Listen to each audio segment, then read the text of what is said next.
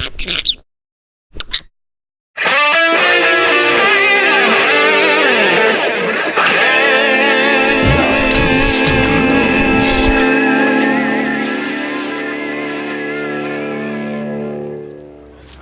have to return to Harrenhal. Why? I've left something behind.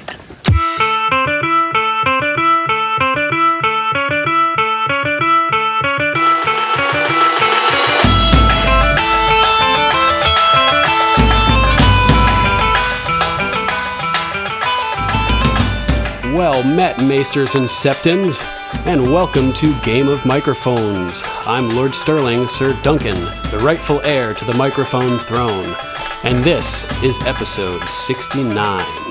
Joining me today is our special guest host and prolific Ravens Call contributor, Lady Rachel of House Fox. Thanks so much for joining us, my lady, and welcome to Game of Microphones.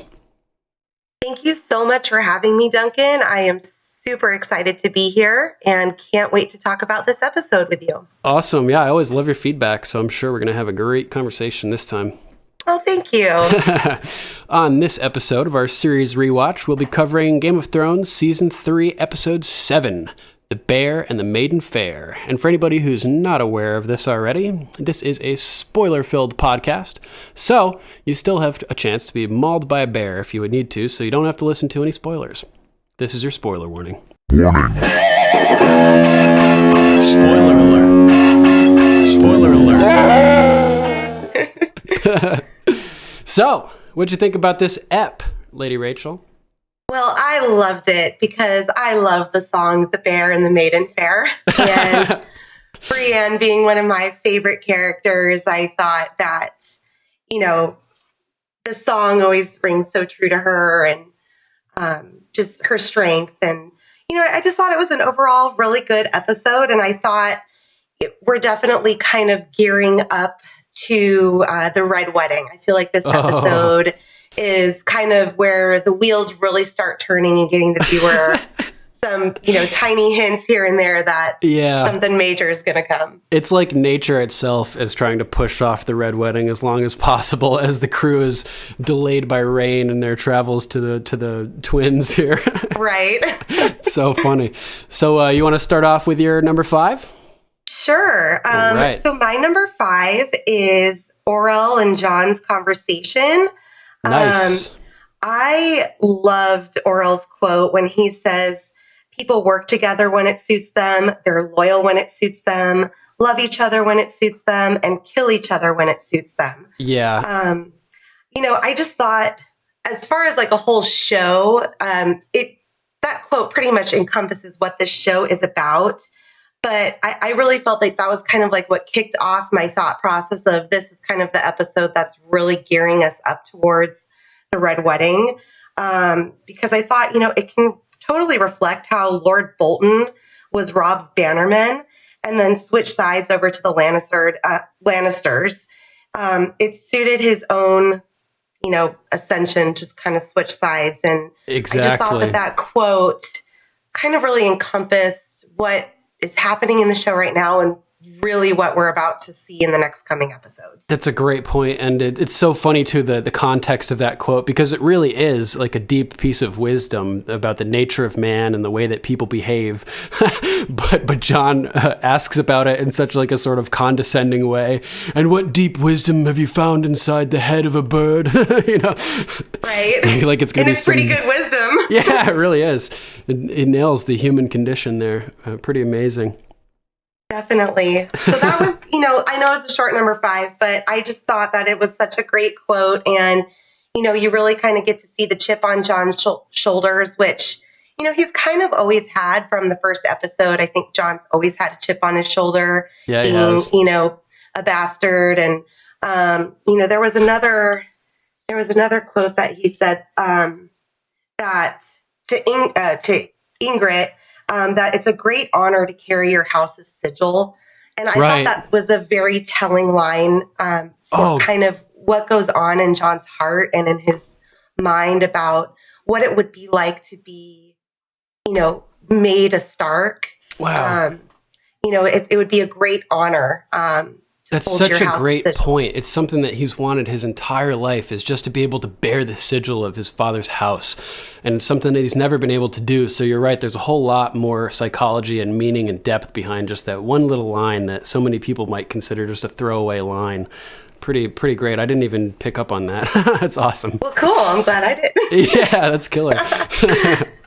What's your number 5? My number 5 is Tywin dominating Joffrey. Okay, yeah, that was my number 1. So you're jumping, but we can share notes. Yeah, let's share. It's just, I can never get enough of Charles Dance as Tywin, first of all, and we only have so much time left with Joffrey, considering he dies in just a few episodes. Spoiler alert. Oh, darn. Darn. So, yeah, just any chance we have to see these two great actors together is so fucking funny and just awesome.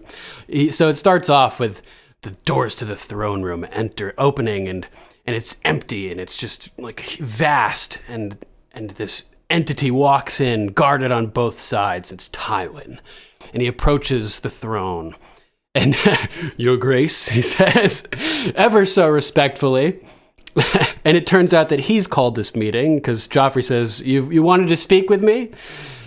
So he wants to report on the meetings of the small council, and it's funny because he's keeping Joffrey out of the loop, and he's sort of rubbing it in that he's not really the person in control here, so, right? So he's like, Joffrey's like, well, so now you've moved the small council meetings to the Tower of the King. That means if I wanted to attend a small council meeting, I would have to climb all the stairs to the Tower of the King.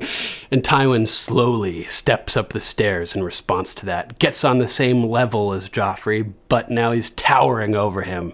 And Joffrey sort of cowers and retracts on the Iron Throne and shrinks even smaller than he is. He's already very small compared to Tywin. Well, and I love in that scene the camera angles where we're kind of getting a aerial shot above Tywin looking down onto Joffrey. So Right. I thought it was just such a great visual representation of what Joffrey's discomfort level was. Yeah. Because it was it was tangible. You could feel the tension between the two. You're really good. And I just love when Tywin goes, well, we can arrange to have you carried. Yeah. It was like such an insult, but and I felt like that was almost like a really subtle threat. Like when he said we could arrange to have you carried, the first thing that came into my head was pallbearers carrying a coffin. Totally. Oh my gosh, good one. Yeah. I was laughing so hard, and he was just like, "Oh my god!" Like he's so scared of Tywin. It's the funniest thing. He's such a little puke, man. He is. I hate Joffrey. What else did you notice? I love him, but I hate him. It's that actor. Oh God, his name's escaping me. Jack Gleeson. Jack Gleeson. He is such a phenomenal actor to play this role. Right. To have a character hated so much, but I mean, from all accounts that I've seen, in the research I've done on his acting career, is like he's a super nice kid. He really is. So it's just totally opposite of his natural personality.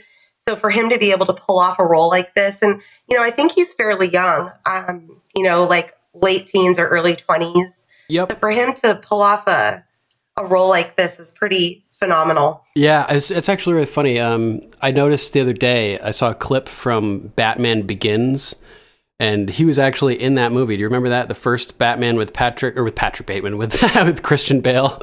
Yes, I do. He was out on the fire escape, and Batman came down and gave him a little gift or something and a little motivational speech. It was in an Honest trailer, and they were like, Batman just met with Prince Joffrey. I was like, oh my God, that's Jack Gleeson. I didn't even recognize him. Right? I know. So he funny. looks totally different. He looks so little. Yeah. I also loved Tywin's description, because one of the major points of contention in this scene is Joffrey has heard about Daenerys and the dragons, and he's like, this is a threat, we need to deal with this. And this is one of the few times where Tywin is behaving in an extremely naive manner, saying that it's not even a threat, basically saying they don't have to worry about it. He says, when I was Hand of the King under your father's predecessor, the skulls of all the Targaryen dragons were kept in this room. The skull of the last of them was right here. It was the size of an apple. So he's assuming that these new dragons are going to be sick and weakly, like the latest. Super tiny. Yeah, it's tiny, like the youngest of the last generation of dragons, essentially. And that's a dangerous game to play, man. Like, you can't take any chances when there's reports of dragons out there, No, and I totally agree with that. And what's funny is, on the flip side, it's probably one of the only times that Joffrey actually has like any type of political sense about him. Like, hey, there's dragons over, in Essos, and why isn't anyone telling me about this? Because I think it's a threat, and shouldn't we do something?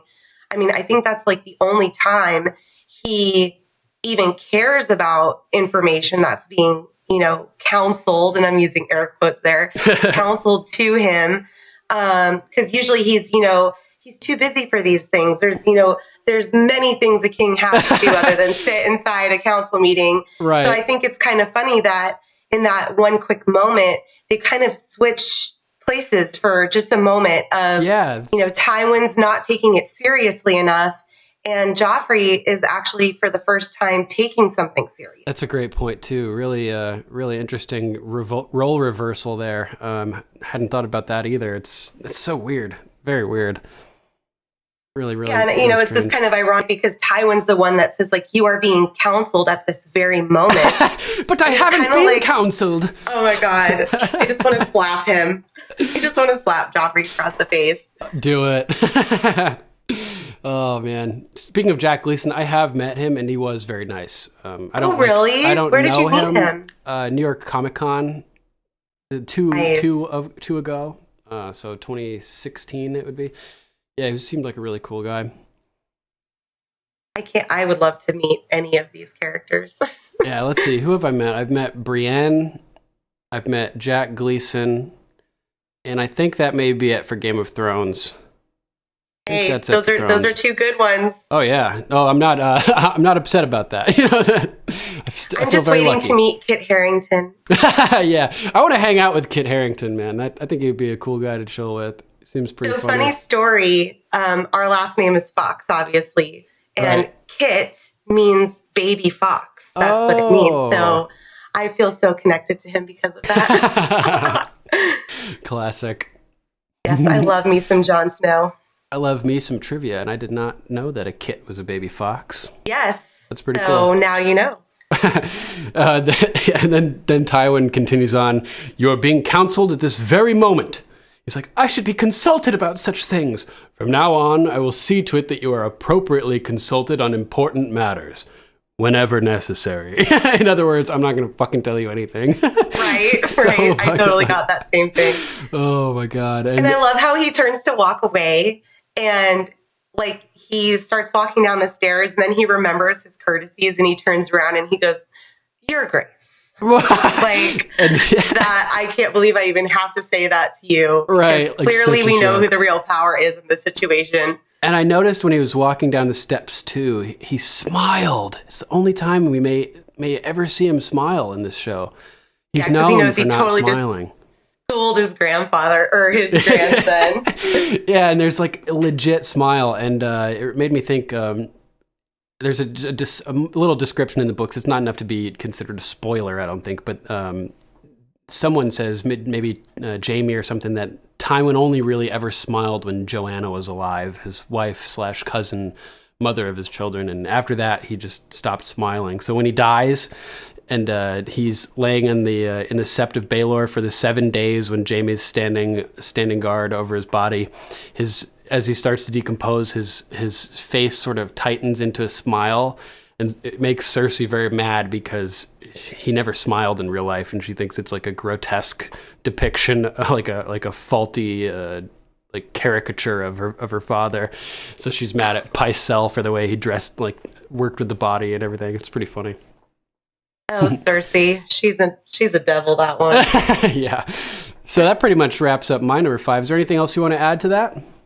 No, it was definitely probably one of my favorite scenes, which is why I put it for my number 1. But nice. I mean, my favorite part was, Joffrey's just kind of at the front end of the Iron Throne. He's sitting upright and kind of towards like by the end of that conversation, he's like shrunken in the back. Right. And of the chair, right at the kind very of like end. cowering. Yeah, exactly. And right at the very end, he shrinks back even further and sits back and then sits there and like looks kind of a mixture of confused and concerned. And it's just, yeah, you can he's just tell like, he's should way I out of his be element. worried? Like, my grandfather's like looming over me. And, again, the camera angles, the show, the production, it's just so incredible. I mean, I don't even have to go into it, but the camera angles, the one above Tywin's shoulder, and then we get another camera angle of kind of behind the Iron Throne, looking at it from Joffrey's perspective. And so tall. You can feel it. You can feel the tension in the air just because of the way the cameras are placed. And it's just really clever. Yeah, there's definitely an art to good cinematography and good shot design, you could say. And this show is great at it. So yeah, because if it was just straight on, you wouldn't have gotten that. I mean, you would have probably gotten some of that uncomfortable feeling, but that one, especially of Tywin above Tywin looking down at Joffrey, I mean, that was such a visual representation of exactly what Tywin was wanting Joffrey to feel in that very moment. Exactly. Totally. So how about your number 4? What do you got for us? My number 4 is Lady Melisandre and Gendry. All right.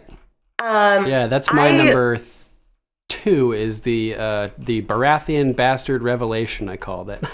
Yes. So I loved this scene for a number of different reasons. I think the way they CGI King's Landing in this scene, it just looks so ominous and huge and beautiful and scary. And like, how did that ever get built? And they're on this ship and they're going through Blackwater Bay and there's all these boats sunk and you kind of relive in that moment the Battle of the Blackwater, and you kind of really get to see the devastation. I mean, when the explosion goes off in Blackwater, it's like the most incredible moment, like, to that point in Game of Thrones, as far as, epic moments. And you're kind of in awe and you see the ships kind of like splatter outwards away from the flames. But there's so much going on and there's so much that happens after that explosion that it never really gives you time to think about kind of the aftermath of what the devastation of war looks like after an explosion like that occurs. So I loved when they're just kind of slowly going through and Gendry goes, what happened here? And, Melisandre goes, there's a battle. And she just says wildfire. Wildfire. Yeah, exactly. And he's like, what the fuck? I was just here. Exactly. And it just, with King's Landing looming kind of up above them. And, again, another visual representation. Gendry says, I'm lowborn. I'm the lowest of the low, with, his father's house, like literally above him. Right. The highest of the down high. On him. Exactly. And I found it really interesting because Melisandre goes, she says something along the lines, well, I was enslaved. I was scourged and branded. Right. And I was like, branded? So I thought about it, and it's, this is definitely kind of a foreshadow that Melisandre wears a glamour. Right. That, it's known that she's very old, and I just started book 2 for the second time. So, I went through 2.5 and then I started over. So, but I know she's known to be really old. And I thought to myself, I was like, well, if she was branded, when we see her in the mirror, is it the episode? Is it called The Red Woman? I believe it's the season Woman. 6 premiere. So I watched that scene. So. And I could not see a brand on her. Oh, good call. Maybe her wrinkles cover it. Oh. So maybe, I mean, I don't want to like go crazy here, but like continuity error. Yeah, continuity error, or maybe it's even more of a foreshadow that she's maybe like died before and come back into a different body at some point in her, like, I guess 300 years was kind of a guess. That's an interesting idea. Because, if she's from Essos and, the slaves are branded, it's usually on the face. Right, the slaves in Volantis are marked on the face. Like the tear mark for the whores and the fish for the fishermen. And, right. So I kind of focused on her face. I mean, I didn't watch the episode. I just kind of fast forwarded to that scene because when she said that, I was like, okay, well, clearly she doesn't have a brand. But at this point, being that it's a rewatch, we know she's,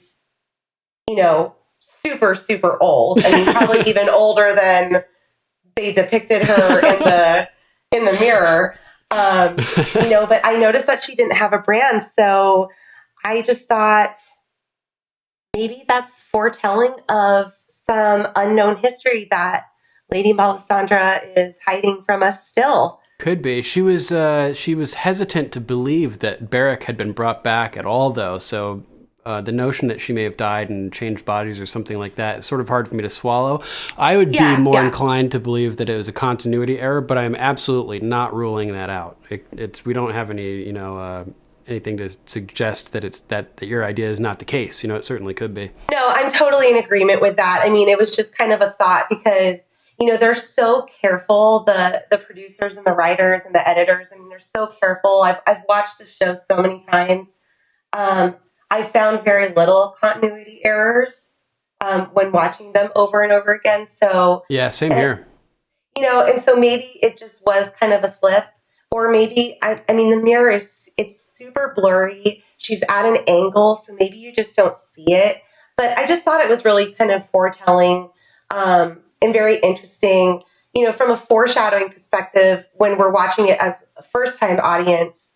When she says that, it is a foreshadow that she is wearing a glamour, that she is appearing younger than she actually is. Absolutely. Definitely a foreshadow. I loved their conversation, again, with the visual representation of King's Landing above them and Gendry being lowborn and being a bastard. And, and her famous line, there's power in King's blood. It's like, if he would know what that meant, he would jump off that ship right then and swim as fast as he could. Why do you think the gold cloaks wanted you? There's power in King's blood.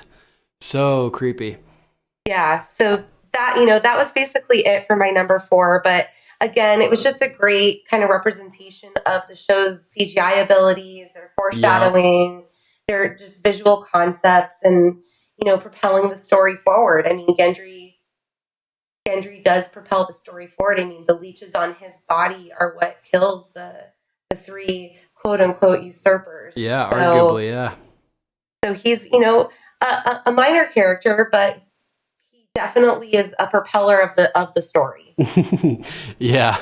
There's a couple things I want to point out too about this. I liked how she sort of foreshadowed who his father was before actually saying it. When they're cruising along on the boat, he says, "After all the running and fighting, here I am, back where I started." And she says, Do you miss it? King's Landing, your father's house? And that's when he goes into his little thing saying, I never had a father, never wanted one.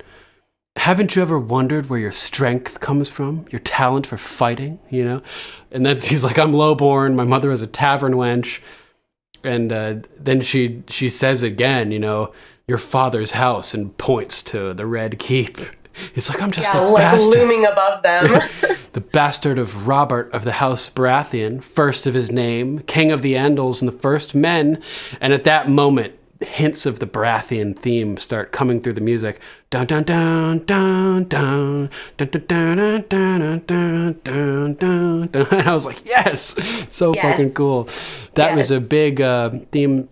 They played that music a lot during season 1, and it loops on the Blu-ray, so it's sort of stuck in my head. And it's what the music that plays when Robert first shows up to Winterfell. In the pilot. Yep, in the pilot episode. It's really good music. So there was just a couple little hints of that music permeating through the theme at this moment, and I was like, oh, it's so good. Ramin Djawadi is amazing. Ramin Djawadi he's a badass. How much you want to bet he's going to be in the new Star Wars movies?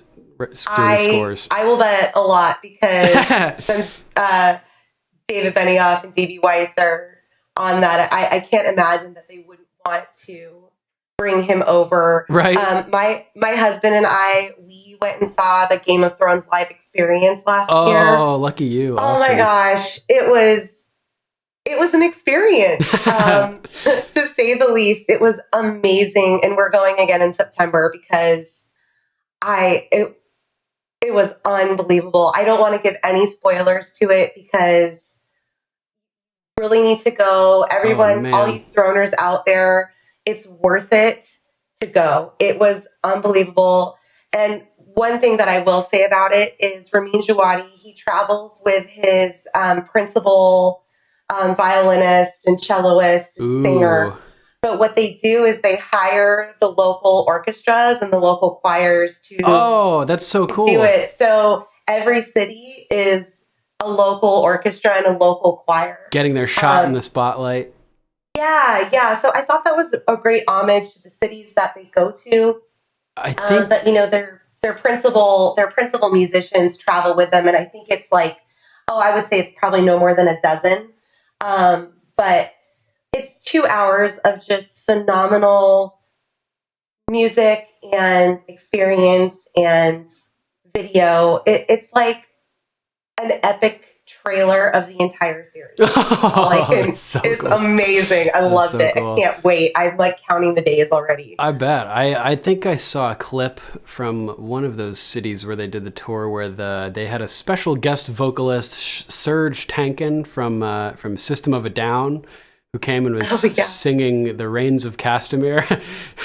And he'd like killed it. It was pretty good. It was pretty sweet. Yeah, it's really good. I mean, if people save up and, buy the tickets, man, it is, if it's anywhere in your area, like an hour and a half, 2 hours, it is so worth the drive. It's so worth your time and money. It's like nothing I've ever been to before. Oh, that's so cool. It's not, you're not sitting there just watching an orchestra play, which is honestly what I thought it was at the beginning. Cause I'm like, what are they really going to do? Right. Yeah, there's like there's stuff not a lot happening, of singing, right? But there's stuff going on all around you and they make it so much fun. And the music, it made me really appreciate the music even more. So now when I do rewatch the series, I'm so more in tune to Ramin Djawadi's music behind what's going on. That's great. That it totally enhances the show even more for me. That's awesome. I love that. And I know I've recommended it before, but for anybody who likes the music, definitely go check out old episodes of Podcast Winterfell, where he has where Matt Murdock has the Clef Notes section, and he expertly analyzes minute details in Ramin Djawadi's scoring to explain the different emotions and changes that he makes to reflect the scenes themselves in the music. So it's fantastic. Anything else you want to add about this scene? Nope, that was it for me. All right, I just wanted to add one more thing, which is that things on Game of Thrones often come in twos. Murderous weddings, for example. We get one this season, one the next season. But in this case, we'll have two royal children learning the truth of their royal families. First, it's Gendry, as we see here, with the royal bastard revelation. This event is foreshadowing the Jon revelation, basically is what I'm getting at. Totally. So I love it. That's such a great point. All right, my number 4 is Breaker of Chains, which is obviously Daenerys Targaryen, our lovely dragon queen. So the scene opens up with Jorah, Barristan, and crew, and they're approaching what we can see a city in the distance. It turns out it is Yunkai, the Yellow City. And somebody says that the Yunkai train bed slaves, not soldiers. We can defeat them. And Jorah points out, on the field with ease, but they won't meet us on the field. They have provisions, patience, and strong walls. If they're wise, they'll just hide and chip away at us man by man. We know what ends up happening, the infiltration that they end up pulling, which is really cool. But this is, Dany learns here that they train bed slaves. So she basically, Jorah says, taking this city will not bring you any closer to Westeros or the Iron Throne. And her response is, they're basically saying, forget Yunkai, let's bypass it, let's just keep doing our thing. And she's like, hold on a second. How many slaves are there in Yunkai?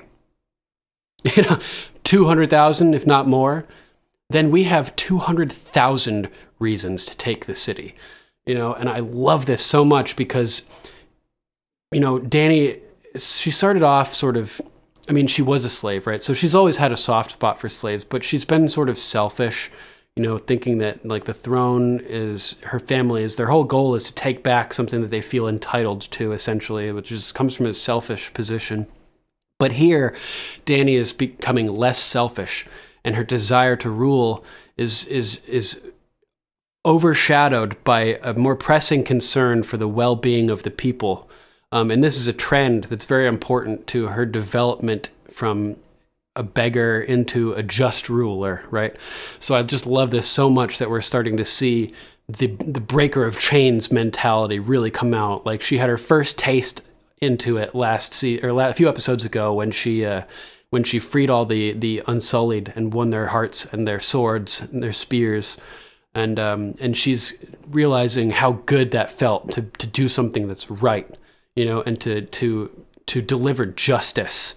More important than ruling is delivering justice. That's what a real ruler does, right? So, or a good ruler. So just this transition is something that I really love seeing. What do you think about that?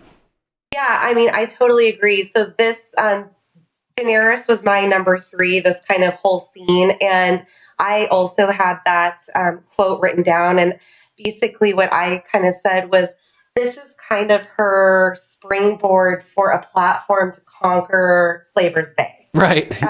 It's not just to conquer to get to her homeland anymore. It's to conquer with a purpose, to better the people that she comes into contact with. And I couldn't agree with you more. It's really a turning point for Dany. I mean, she's always had the goal. I mean, in the pilot episode, she says to Viserys, I want to go home. That's been her driving passion, right, to do this up really until this moment. And maybe the Unsullied, when she frees the Unsullied, but that was more just kind of quick thinking on her part. And right. I know I wrote into Raven's calls about that, like having her cake and eating it too. She took Jorah's, advice. She took Barristan's advice. Barristan was placating to her brother Rhaegar. His army followed him because they loved him, because they wanted to serve him. And, Jorah said, the Unsullied they'll do whatever you say. So if you don't want them, and they obviously can't rape because they're, yeah, they're Theon. They're Theon or Varys. They don't got those, parts down there, but they will follow your orders without any disobedience. Yeah. And so what she did was she tested them. She threw them out there and said, kill all the masters, break all the chains off, but don't harm, any woman or child or any innocent. And then she sets them free. Right. Followers follow me because they love me, to make their lives better, change the world. Right. And, if I'm going to have to go through this city to get to my end goal, which is to conquer Westeros, why not do good along the way? Yeah. So I'm totally 100% with you. It's a great moment in her character development. Absolutely. Dany enters Slaver's Bay and leaves the Bay of Dragons. You know what I mean? I love it. I loved it when she said that. Yeah, it is no longer Slaver's Bay after the Breaker of Chains arrives there. And you had a great point too, mentioning that her prime motivation this whole time is to go home. She just wants to go home. She wants to sit on her throne. She wants what's hers. She wants to be home. And she is handed that opportunity on a golden platter in this episode. They hand her a chest of gold and they tell her there's much more of this waiting for you on your ship. And she's like, my ship? My ship? She's like, right, that ship and many more, as many ships as you need. We just ask that you use them. You leave. So she has her army. She's being offered all these ships. All she has to do is go, and she will be on her way home. She'll be, it's not necessarily the best time to show up there to enter the fray, but, she rejects that. She realizes there's something more important than what she's been seeking this whole time, which is delivering justice and saving people, and that takes the most important position. And I just think it's really fucking awesome. Me too. There's just also... I love that scene. Oh, yeah. There's just so many cool things about this scene. The guys show up being carried on their litter. The guy is being carried and all the slaves are carrying him like pallbearers, basically, and carrying all these chests of gold. And have you ever held a piece of gold before? Just out of curiosity?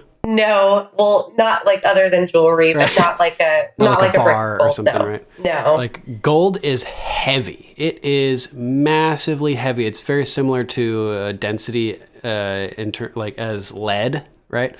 So Wow. there's no way that even two guys would be able to carry a chest of gold that size. It's just not happening. You know what I mean? So it's always funny to me on TV shows where like somebody picks up a chest of gold and I'm like, ha, nope, that's not real. You know? Dreaming. Yeah. Oh, yeah, I would be dreaming for all that gold. Right. I love gold. And better than a Bitcoin. Oh yeah, exactly. You've got a piece of gold; it's not going anywhere. It's held its value for 6,000 years. For an ounce of gold in ancient Rome, you could buy a nice handmade belt and tunic and pair of sandals. And for a piece of gold today, about $1,600, you can buy a nice handmade suit, nice handmade belt and shoes. Same deal. You know, nothing's changed. No, exactly. And, you know, that master was probably like, shit, I should have brought more gold after traveling through like the lines and lines and lines of Unsullied. Yeah. You could see it on his face. He's like, oh my God, this is intense. She has a ton of power behind her.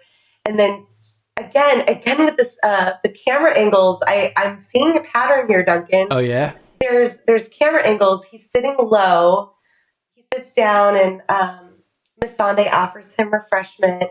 Right. He's sitting low and he's like looking up at this dragon, and you know she's just totally toying with it. I mean, she throws the meat into the air and they're swirling around him. Yeah, he's trying to him. intimidate her, saying, "Many an army is broken against our walls. You'll find no easy conquest here." And she's Khaleesi." like, whatever. She just like casually opens up a box, tosses out a chunk of meat, and the dragons start like flying through the air. He's and, like, whoa. He's like, fuck. Yeah. And those dragons are getting bigger, man. They're getting bigger. Can I just comment on the CGI of those dragons? Please. Like, there's one scene later on in the series when, after she walks out of the Dosh Colleen and she gets her, all of her Dothraki followers, and and she kind of, I think she senses Drogon. Yep. And she does her scene that kind of mirrors Drogo's, like, we're going to go conquer Westeros, we're going to sail the ride the wooden horses across the poison water and tear down the castles of the Iron Men, and And the show ends, that episode ends with Drogon screaming, and you can see these two, like, pipes on the side of his jowls. Yeah, where the flames come out. Or like the liquid that turns into the flames or something. Yeah, I'm not sure like what they're for. But in this episode, when Drogon screams at I think it's the slaves when they go to take the gold. Yep. Those are there. Oh, that's so cool. And so like just again with the just the consistency of the CGI. I mean, he's like, not terrible. I mean, he's pretty big, but for being a little dragon. But I mean, to have those details be remembered when he's the size of a 747 jet engine, yes. Versus like 5 feet long. Yeah. I just noticed it. And I mean, the same way the scales move and they kind of like trickle when they breathe and they kind of flutter.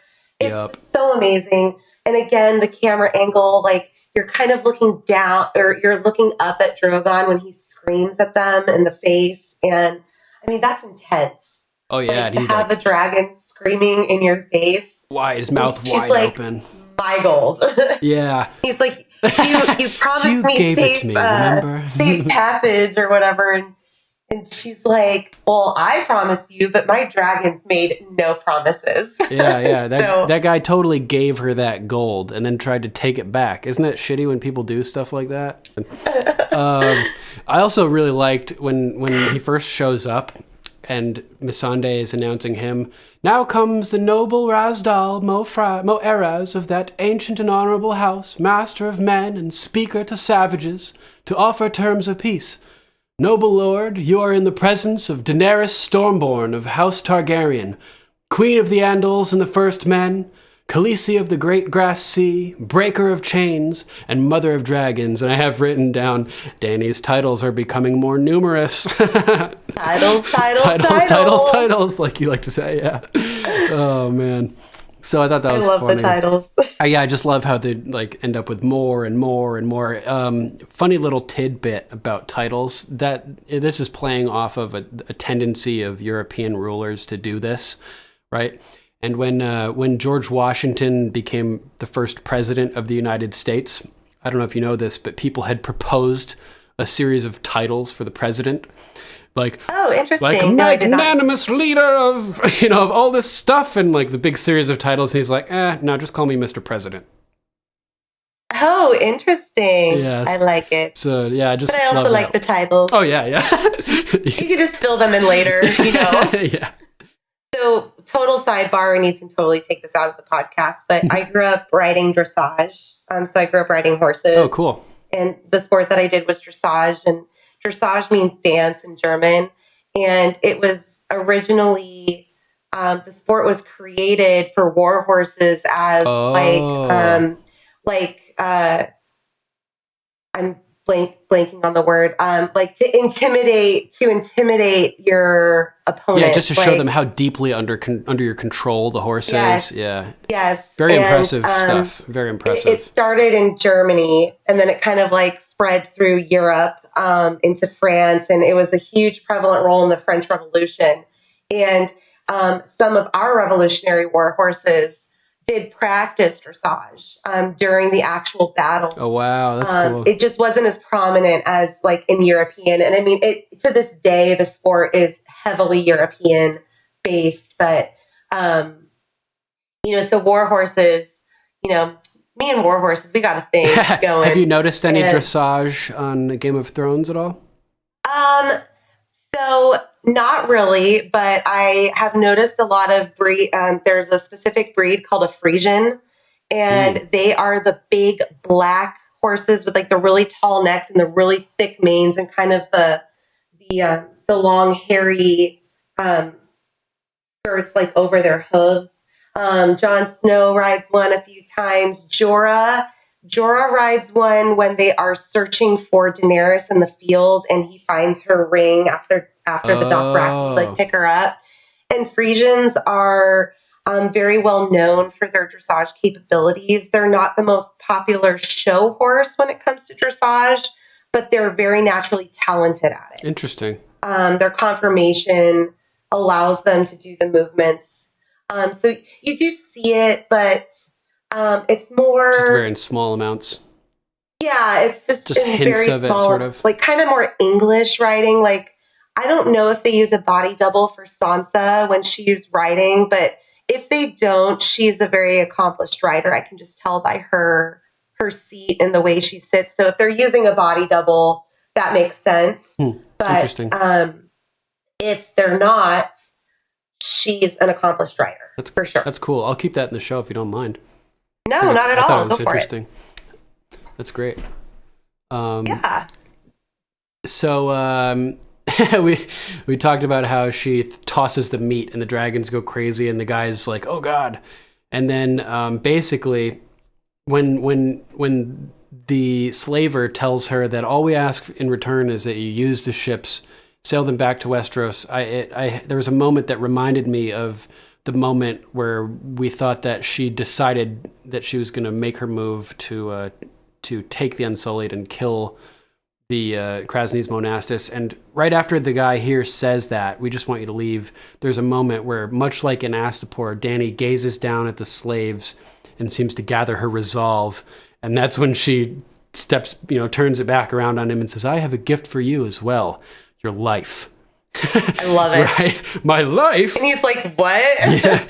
And the lives of your wise masters. But I also want something in return. You will release every slave in Yunkai. Every man, woman, and child shall be given as much food, clothing, and property as they can carry as payment for their years of servitude. Reject this gift, and I shall show you no mercy. And what's his response to that? He says, you are mad. And that, of course, means, the Mad King. Right, that, of course, means a lot to Dany, as her father was called the Mad King. And you can see, like, her eye sort of twitches and she's like, "What the fuck did you call me?" Right? Like the veins start popping out of her neck. She's like, her eye starts twitching. Yeah. She's like, Dracarys. Yeah, and that's when the dragons start getting like pissed off, and she's, they're like kind of threatening back and forth. And the guy says like he has friends who would take great pleasure in destroying her, and perhaps will make a slave of you as well, right? And the dragons sort of like growl at that. And he's like, "You swore me safe conduct." And another great line, "I did, but my dragons made no promises." They made no promises. And you threatened their mother. It's such a great... And I love her face, because she's just like, yeah, okay? Yeah. That's what it is. Not even phased. She's like, yeah, I'm just going to tell you how it is, basically, right? Yeah, it's like her toot is totally coming out, and she just like kind of looks at him like, what are you going to do about it? Yeah. So funny. Oh, man. So, yeah, what a great scene. Anything else you want to add about that?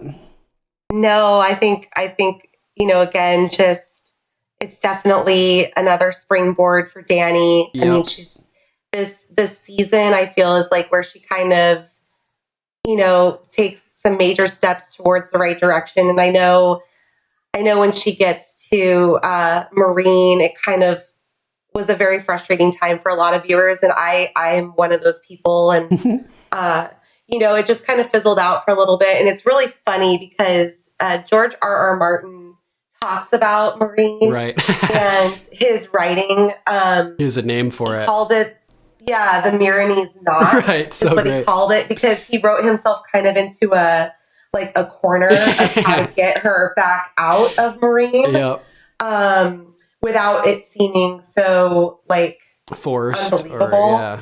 And I love just going back a couple episodes when Tyrion rewards Pod for his service at the Blackwater. Right. One of the whores he buys for Podrick, he goes, she's one of the only women, that can do a proper Meereenese knot. Right. And that is a total coup to George R.R. Martin and the Meereenese knot. Yeah, it's a total meta comment. And I think I said on the podcast that if there are any ladies out there who know how to do a proper Meereenese knot that would not be me, but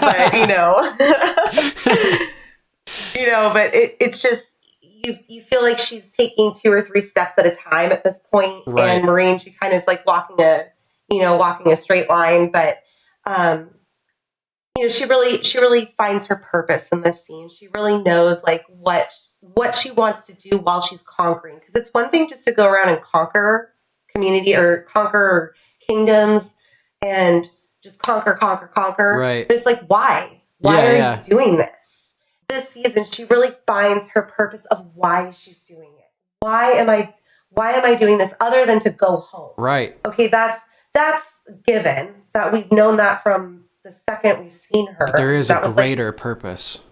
There's a greater purpose out there than just to go home. Right, and it seems like season 3 is sort of the season of the mission statements. Jon Snow realizes that he needs to fight for the realms of men and needs to fight for the living. Daenerys realizes that she needs to fight for justice and for freedom. And these main characters, both our ice and our fire, are developing their mission statements and coming to find out who they really are and what they really fight for and where they stand. And this is the critical season for that. I totally agree. Love it. So that was kind of my number 3 as well. So I think that was your number 4, right? Yeah, I just have one thing to add, which is a question. When the guy says that they have these strong, powerful allies who would love to take a crack at Dany, basically, who do you think he was talking about? I think he was talking about the Second Sons. You mean the Sons of the Harpy? No, I think he was talking the Second about Second Sons. Sons. Okay, the right. Swords, like Daario Naharis. Oh, okay. Because the reason I think that is because when he leaves, she turns to Jorah or Barristan, I can't remember, and she goes, he said he had powerful friends. Who was he talking about? And, they kind of shake their head, and she goes, find out. And then one of the next, I think it's the next episode. Yeah, it's called Second Sons. Yeah. when they're kind of like hiding behind that rock and they're looking at them, and Jorah's saying like, oh, they're called the Second Sons, they're sellswords. They, don't like to break their contracts. So I think that's who is talking about. Yeah, it must be. But you make a really good point that maybe it is Sons of the Harpy too, because I know Astapor, they kind of fund the Sons of the Harpy, but I feel like the Sons of the Harpy don't exist at this point. Right, yeah, they may have developed in response. In response to when she takes over Marine. Right, yeah, I think you're right about that. So yeah, you're probably right. The Second Sons, we'll go with that. I think that's a good explanation. And she ends up winning them to her side through Daario, who slays his compadre rulers in pretty epic fashion. Totally. Yeah. Cool. Okay, so Second Sons, we have it nailed.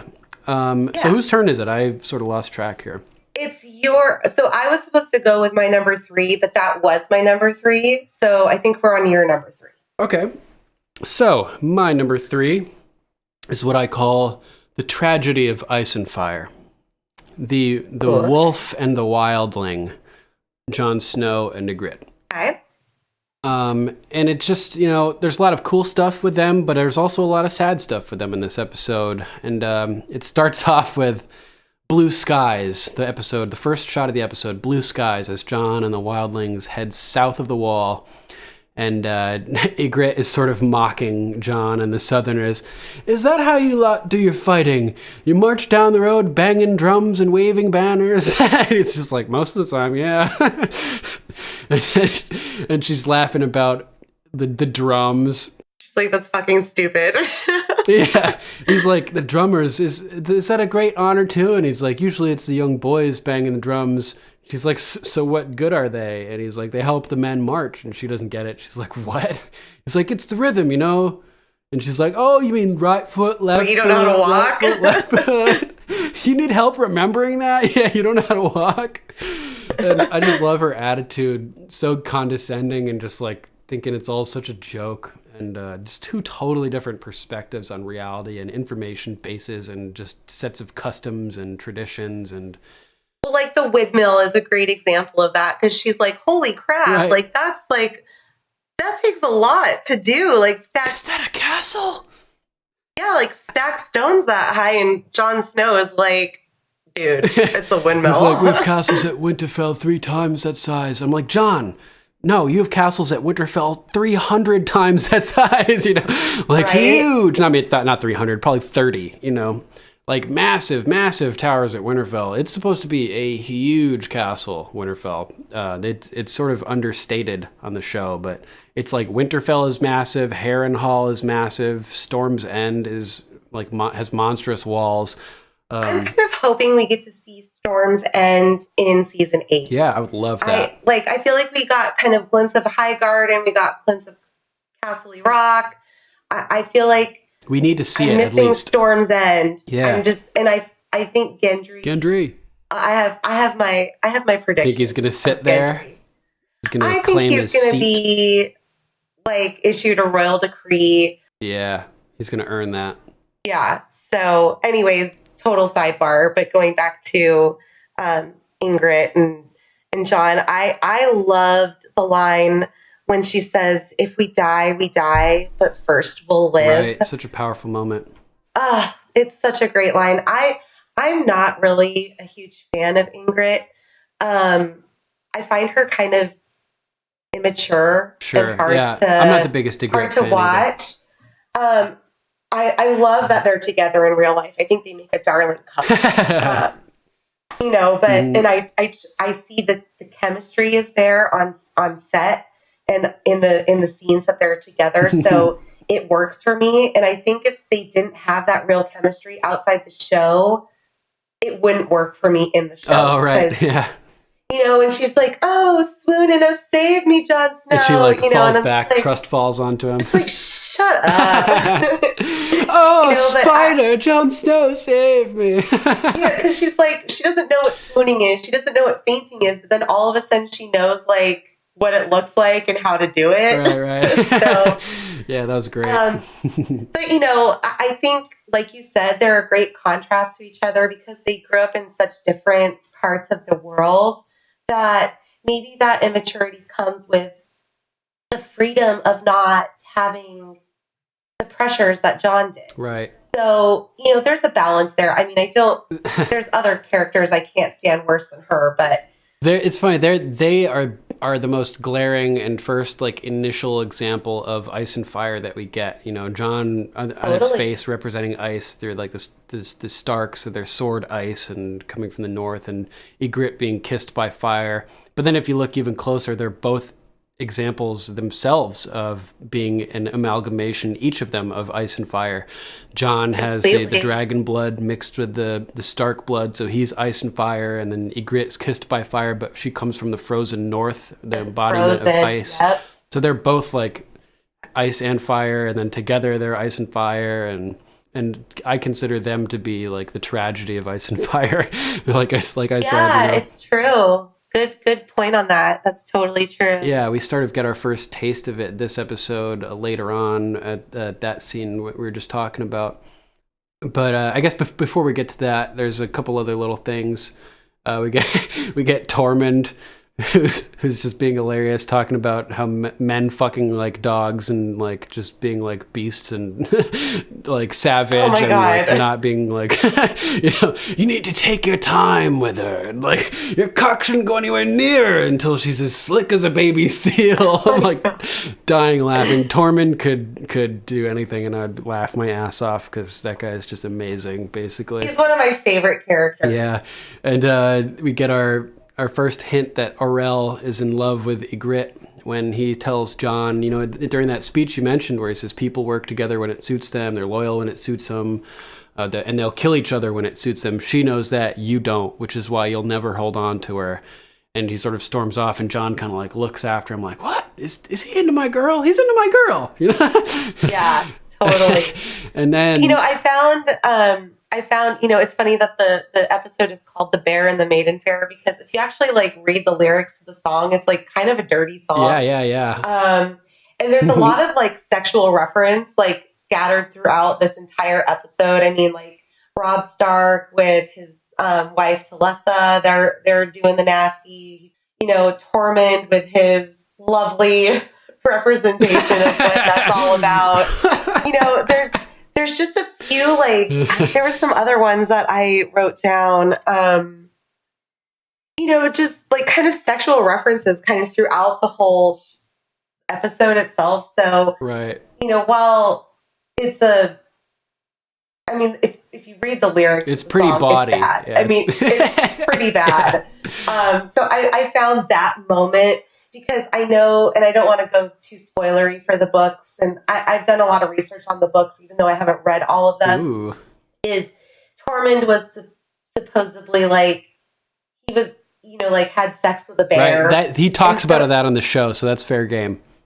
Yeah. Okay. Great. I couldn't remember, so I was kind of stepping lightly, but the Bear and the Maiden Fair, I always kind of think of Tormund when that song comes on, along with Brienne, but. Yeah, on the show, Ygritte's you never fucked a bear, Tormund. I know, and I don't want to think about the bear you never fucked. Yeah, right. So great. So it's it's a little running theme throughout this episode that I found, and Tormund in this scene kind of reminded me of that, and I was like, oh yeah, this episode is called The Bear and the Maiden Fair. Yep. So. Just for anybody listening, in our My Still Smug episode from over the summer, where I covered the episode where something happens and they're talking about Tormund and the bear, but I read a segment from the books in a Tormund voice, and I'm pretty proud of it. You guys should go listen to it. It's pretty cool. I've listened to it. I've listened to your Still Smug book talks. Man. I try to avoid show spoilers, but when it comes to the book, you don't mind as much? I actually kind of enjoy the spoilers because it enhances my reading of, right.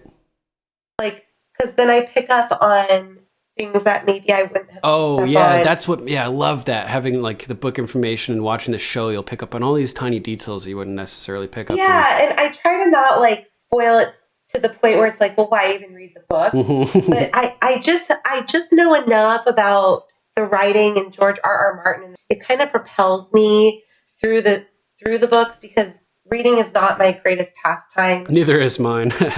But I've made a vow to myself and a promise that I will read the entire series along with like all of the other. You have to. I mean, there's no other choice. And historicals. Right. And you're still smug. You're still smug book talk. That's kind of what did it for me. I was like, God, I really, really need to read the series because I really want to read the novellas. I really want to do the series.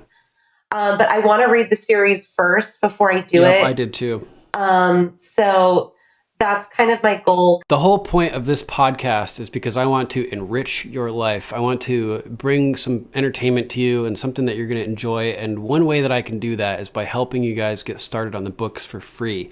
So if you're interested in that, all you got to do right now is go to audibletrial.com/GOM.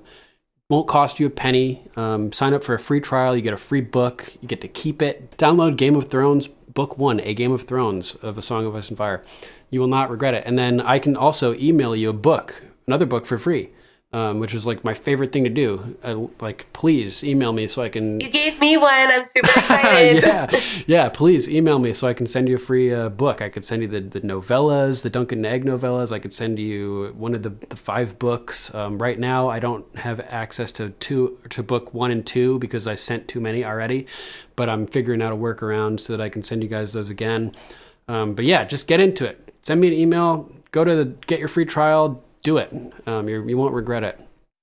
Do it. Yeah. Do it. So where are we? What do we got? Yeah, so we're on year number 3. Right. So Tormund's being bawdy and ridiculous, and this is when Orell confronts Ygritte himself and talks to her, and he basically is telling her that, like, what the hell are you doing with Jon? Like, if you were mine, I'd treat you well. I'd tell you you're beautiful and fierce and wild, and I'd be good to you. And he says, you love him? And she's sort of shocked into silence, and she just sort of nods. And it's a really like sad moment where I feel really sympathetic for Orell, where he says, because he's pretty. Is that it? You like his pretty hair and his pretty eyes. I think pretty is going to make you happy. And I feel bad for him, because it's like, it sucks to be in that position. Like, it totally does. And I mean, I know. And he seems like a good guy too. Yeah, I mean, to some extent. I mean, he did. Yeah, I tried to kill him last time. But like to his point, right. He was like, do you see her like wigging out about it? No, because she knows how it is. Right, yeah. Like, get that chip off your shoulder, dude, because in our world, she's not insulted by that. Right. She knew that someone needs to survive. Like, it's survival. Right. So I don't know why you're like, puffing up at me when your girl over there is like, whatever. Yep. So I think he has a good heart. And I think, if I'm not mistaken, his character is a little bit more developed in the books. You get a little bit more information on him. I believe so, yeah. And he's not hideous, he's not like a horrible looking guy. You know where he's from? Pirates of the Caribbean. Fuck yeah, he's got that fucking fork sticking out of his wooden eye. Yes, I know. Every time I see him, I think about that. He's a good actor for sure. Yeah. He was one of my favorites from Pirates of the Caribbean. I loved that movie. I didn't really love like the sequels, but the first one, Johnny Depp. Same here. Jack Sparrow. Yeah, I haven't kept up, but yeah, I love Johnny Depp. He's one of my favorite actors. And I love his Hunter S. Thompson, as well. So, yeah, I felt bad for him there, and she, he tells her, you won't love him when you find out what he really is, and dun, dun, dun, foreshadowing. But then it cuts to the next scene where it's them talking together, and Jon underestimates her bow skills, which kind of like makes her smile like, oh, silly southerner, and boom, nails that deer from a million miles away. Yeah, because she's like a total prodigy with the bow and arrow. Yeah, what is it? Tormund says, I've seen you put a shaft through a rabbit's eye at 200 yards. If you didn't hit Jon Snow in the heart, it's because you didn't want to, right? Exactly, and she's like, damn it. Damn it, he knows me too well. So this is when she sees the windmill palace. Is that a palace? It's a windmill. You're so silly. Yeah, it's a windmill, babe. Oh yeah, Orell had that funny moment too where he says, I've heard you two whispering at night, giggling like little girls, which I thought was funny. Oh, young love. Yeah, so this is where sadness sort of comes, and Ygritte sort of goes on a tirade where, Jon's like, I'd like to see you in a silk dress. Would you? So I could tear it off you, And she's like, tear me silk dress, I'll blacken your eye. Yeah, it's great. Maybe one day I'll take you to Winterfell, he says. Maybe one day I'll take you there after we take our land back. And Ygritte, you won't win, right? And she starts to go on her little rant. I know your people are brave. No one denies that. Or no, he says that, and then she says, you know nothing, and he cuts her off 6 times in the last 1,000 years. A king beyond the wall has attacked the kingdoms. And this is where, like, the dose of reality and the future, like, the hint of future tragedy comes into play for the first time, like, really. Because, I mean, up until this point, you don't really know what's going on, but Jon Snow lays it out. He refers to the wildlings as you, as opposed to us. Exactly. It's a foreshadow for sure. And it's even our boy Orell's line, they love each other when it suits them. They're loyal when it suits them. Yep. Foreshadows Jon running off in a few episodes. Totally. It absolutely does. Good call. Sadly. So, it's just really, really sad because, they really like each other. Jon broke his vows for her, like risked creating a bastard for her, because he loves her and he like they really do love each other, So just like the way that it turns out when even, when duty supersedes love, it's just really sad. And, there's the whole thing, the concept of love being the death of duty that Maester Aemon brings up, and it's sort of a recurring theme. In this case, duty is the death of love. It totally is. I was just going to say it's kind of the reversal of what Maester Aemon tells Jon. And it's the same sort of thing too. Like he said that that Ned Stark would be 1 in 10,000 men. With his ability to do what's right under no matter what, right? And Jon Snow is sort of 1 in 10,000 men here as well. 9,999 of those men would be consumed by love, and it would be the death of their duty, and they would, like the Night King, for instance, or the character in the book, I should say, the 13th Lord Commander, who is seduced by a woman beyond the wall, and Jon Snow manages to override the singular, most powerful emotion, love, to retain his sense of duty in the circumstances, and it's just sad. I keep saying and that. It really shows that he's a true Stark. I mean,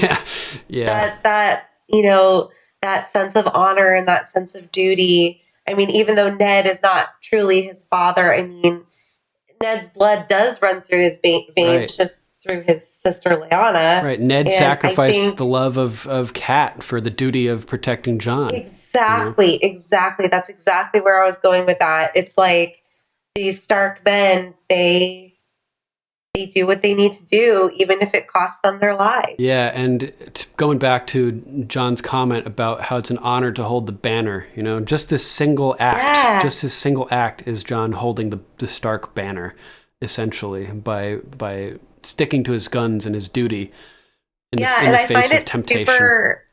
I find it super interesting because in season 7, when he actually starts wearing the Stark sigil on his armor. That's true, yeah. And I thought about that when he said it's a great honor to carry your house's sigil because he's not a legitimized... It's when... he's not a legitimized Stark. Oh my God, there's a huge bug. I'm sorry. Oh, spider, save me, Jon Snow. 1 second. Save me, Ser Duncan. Oh, I lost it. Oh, that's even worse. Okay, anyways, back to the show. Save me, Ser Duncan. Save me, a spider. There's a spider. My dress is made of the purest silk from Tralalalaliday. Oh, man. So, yeah, it's just, he's carrying the Stark banner here. It's so true. What you were saying is he started wearing the Stark sigil, and that was, you're right, it was after Sansa gifted him with that ability. She gave him that northern style cloak that she modeled after their fathers, and it had the Stark sigil on it, and he was like, kind of like it hit him, and she was like, "You are a Stark, like wear it. You're one of us, you know." And it was like a huge moment for him. Like he was finally given the banner by the head of the house. You know what I mean? Exactly. And when he goes and meets see Dany, he's displaying it. His breastplate ever so proudly has the Stark sigils, the wolves, the dire wolves, right over his heart. Yep. Right over his heart. So I just thought, and it's ironic because there's several moments when he's wearing that armor when he says, "Well, I'm not a Stark," and I'm like, "Well, you're wearing the sigil, so you totally are." He says that so many times, either "I'm a bastard" or "I'm not a Stark." Right? I'm not a Stark. It's like his catchphrase. Like, yes, you are. So classic. So yeah, it pretty much ends with him saying that you don't have the discipline, you don't have the training, your army is no army, you don't know how to fight together. And she's like, "You don't know that." He's like, "I do. I know it. I grew up being trained in this. Like I can see." All the kids in the North know it. Yeah, every boy in the North knows this. If you attack the wall, you'll die, all of you. And she says, "All of us." And for some reason, this prompts her to voraciously start macking on him and making out with him. And then that's when that line that you brought up. She knows she's losing him. Oh, so she knows deep down, because even before they climb the wall, and she's like, "I'm your woman now. You're going to be loyal to your woman." Right. Like, she knows that he's an honorable guy. She knows who Ned Stark is. Because when... Go ahead. Oh, sorry. I was just going to say he's facing temptation from both sides here, essentially. Exactly. And she knows who Ned Stark is because when she introduces him to Mance, she goes, "This is Ned Stark's bastard." Right. And she knows the Stark name. She knows his reputation. So she knows that she's battling a man that took a vow to not love, to not lay with a woman, to not have that type of relationship. She needs to keep fighting him. Exactly. She uses her girlish wiles to convince him to stick with her for a little bit longer. Like, what did Cersei say? The best weapon is between your legs. Yeah, the one between your legs, right. And yeah, so this is the point where that little line by Ygritte that you liked so much, you mentioned earlier, came up, where she basically recites the wedding vows, right? "You're mine as I'm yours." Yes. And if we die, we die, but first we'll live. And he agrees, yes, first we'll live. And just the tragedy of Jon and Ygritte, man. Yeah, no, that's a great one. That's a great number. That was your number 3? Number 2? Yeah, my number 3. Number 3. Yeah, that's a good one. Thanks. It's really just so sad, man. It is sad. Because I think he truly loves her. Right, and I'm a romantic at heart, as as much as a big mean monster as I am as well. I'm a fucking sucker for romance, you could say, or romantic type it got you stuff. Spooning. yeah. So this stuff hurts me, to see it. I feel the pain. Yeah. I'm totally an empath where I can feel pain of people, and even people who don't really exist apparently, but it hurts, But in a way they kind of do exist because they are together in real life. Right. And that's what I go back to, the chemistry they have on set together is tangible because it's real. Right. It is a real chemistry that's occurring between two human beings, not necessarily characters in a show, but human beings, and you feel it. Yeah, and they do love each other. Feel the way they look at each other. Like when he pulls her in to give her a kiss, in that scene, it's so real because it is. He wants to kiss her. Yeah. So it's great. That was a great one. Good job. Thanks. What do you got for us next? What is it? Your number? I think it's my number 2. All right. So mine is Brienne and Bert the bear. Oh, right. Cool. So some cool facts. Bert. The bear is named Bert. Nice. The bear's trainer, so Bert's trainer is this big man, and he plays Brienne's double. No way. In this scene. And when Bert hits Brienne and, Right. like, I was pause wondering her about that. face. It looks like they're like really together there. And I'm like, That how did is they not film this? CGI. Wow. Yeah, Thank you so that's much for not telling me that. CGI. That is his trainer getting hit by Bert. And the scenes with Brienne in the pit with the bear are not CGI'd either. She's actually in the pit with Bert. That's so cool. I really was And wondering he's a about trained that. bear. And so all of the people above the pit were not there. There were the trainers. Right. You there don't want were to a distract couple- the bear. Yeah, and every time the bear did something right, everyone had to give him applause. Oh, yay! Good job, Bert. He's like, So it took a while to film, but must have been so much there was fun, an though. interview with Brienne, with Gwendolyn Christie, and she was saying that was like her favorite scene to shoot ever because she literally was in the pit with the bear. Wow. And just the whole experience of every time, like when he would paw the ground or when he ripped the sword or when he got shot with the arrow and, started like swaying side to side. Those are all tricks that the bear knows how to do. They had to like stop production and like praise the bear and then go back to like what they were doing.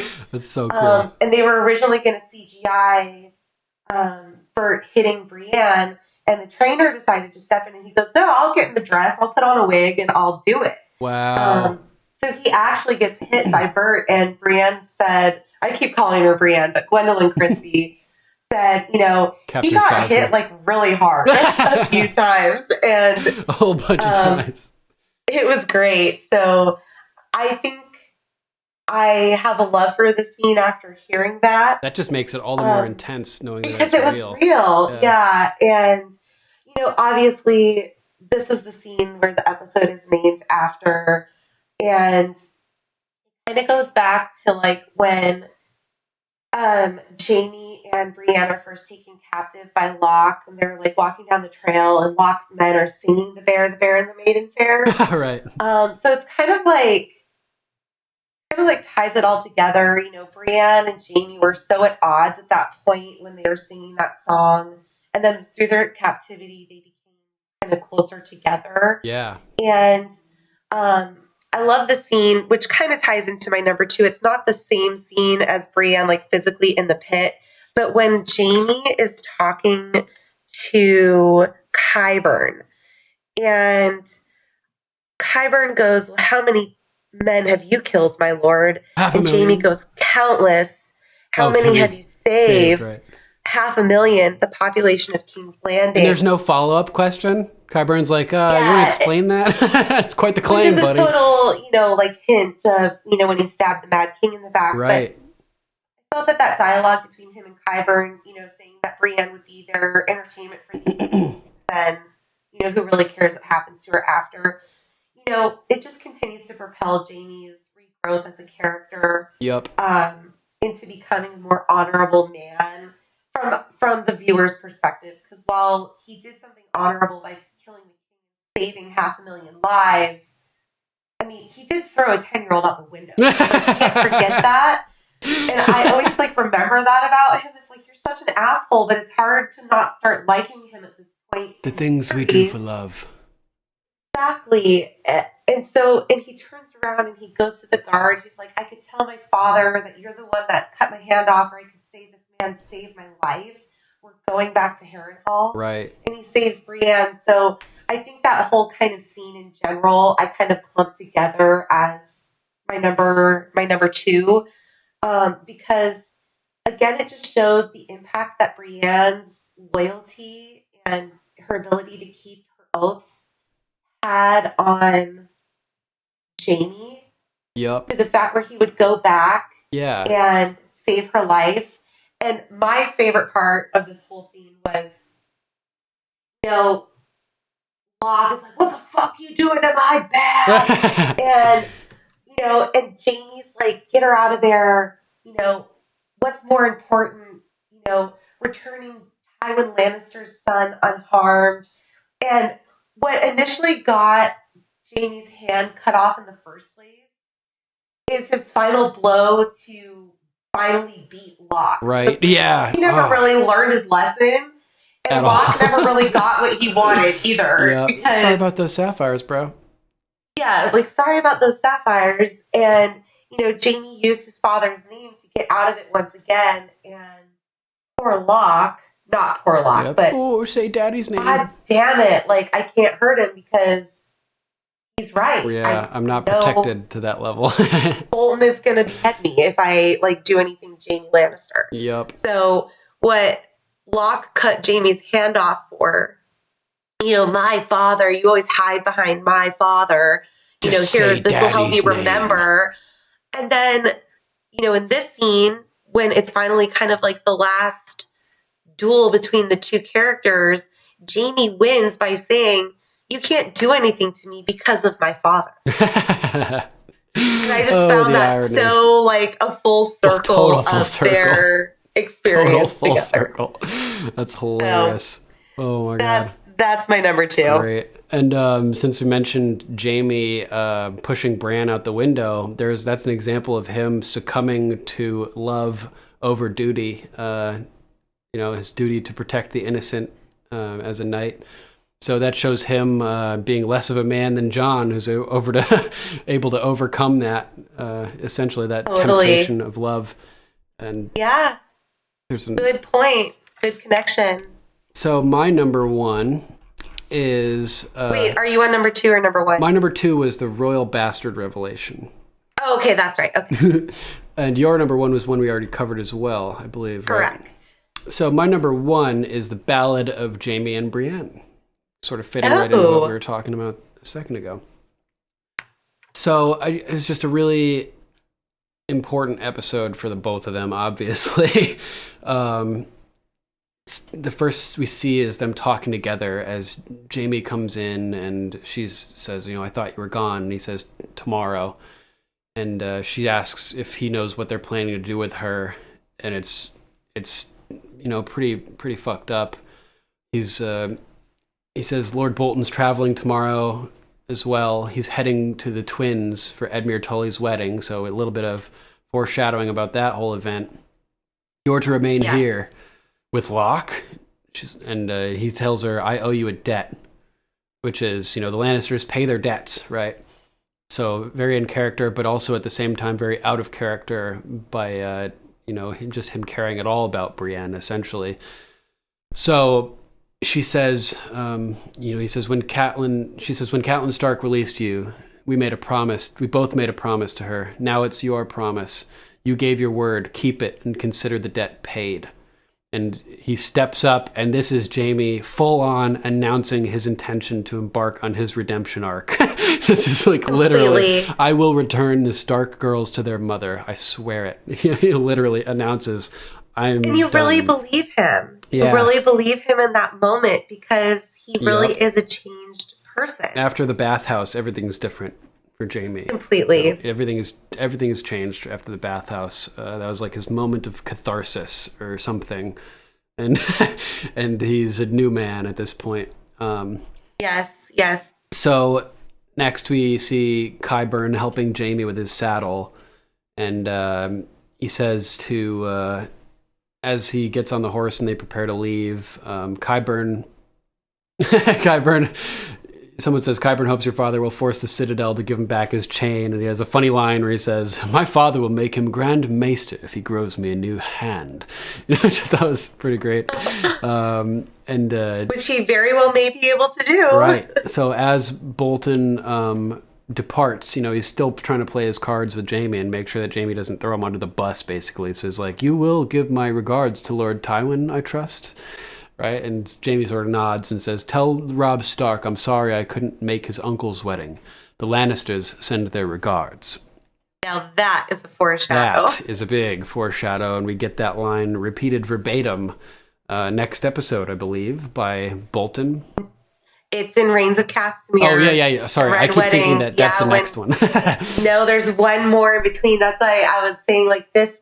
While there's been kind of hints the past, I would say 3 or 4 episodes, there's been like small little trickles of foreshadowing to the Red Wedding. Yep. To me, this episode was kind of like when you're getting on the freeway, like the first 3 episodes, you're kind of turning the corner to get on the freeway. Mm-hmm. This one is like where you can start kind of accelerating. yeah, definitely. You're accelerating towards like getting up to speed to the Red Wedding.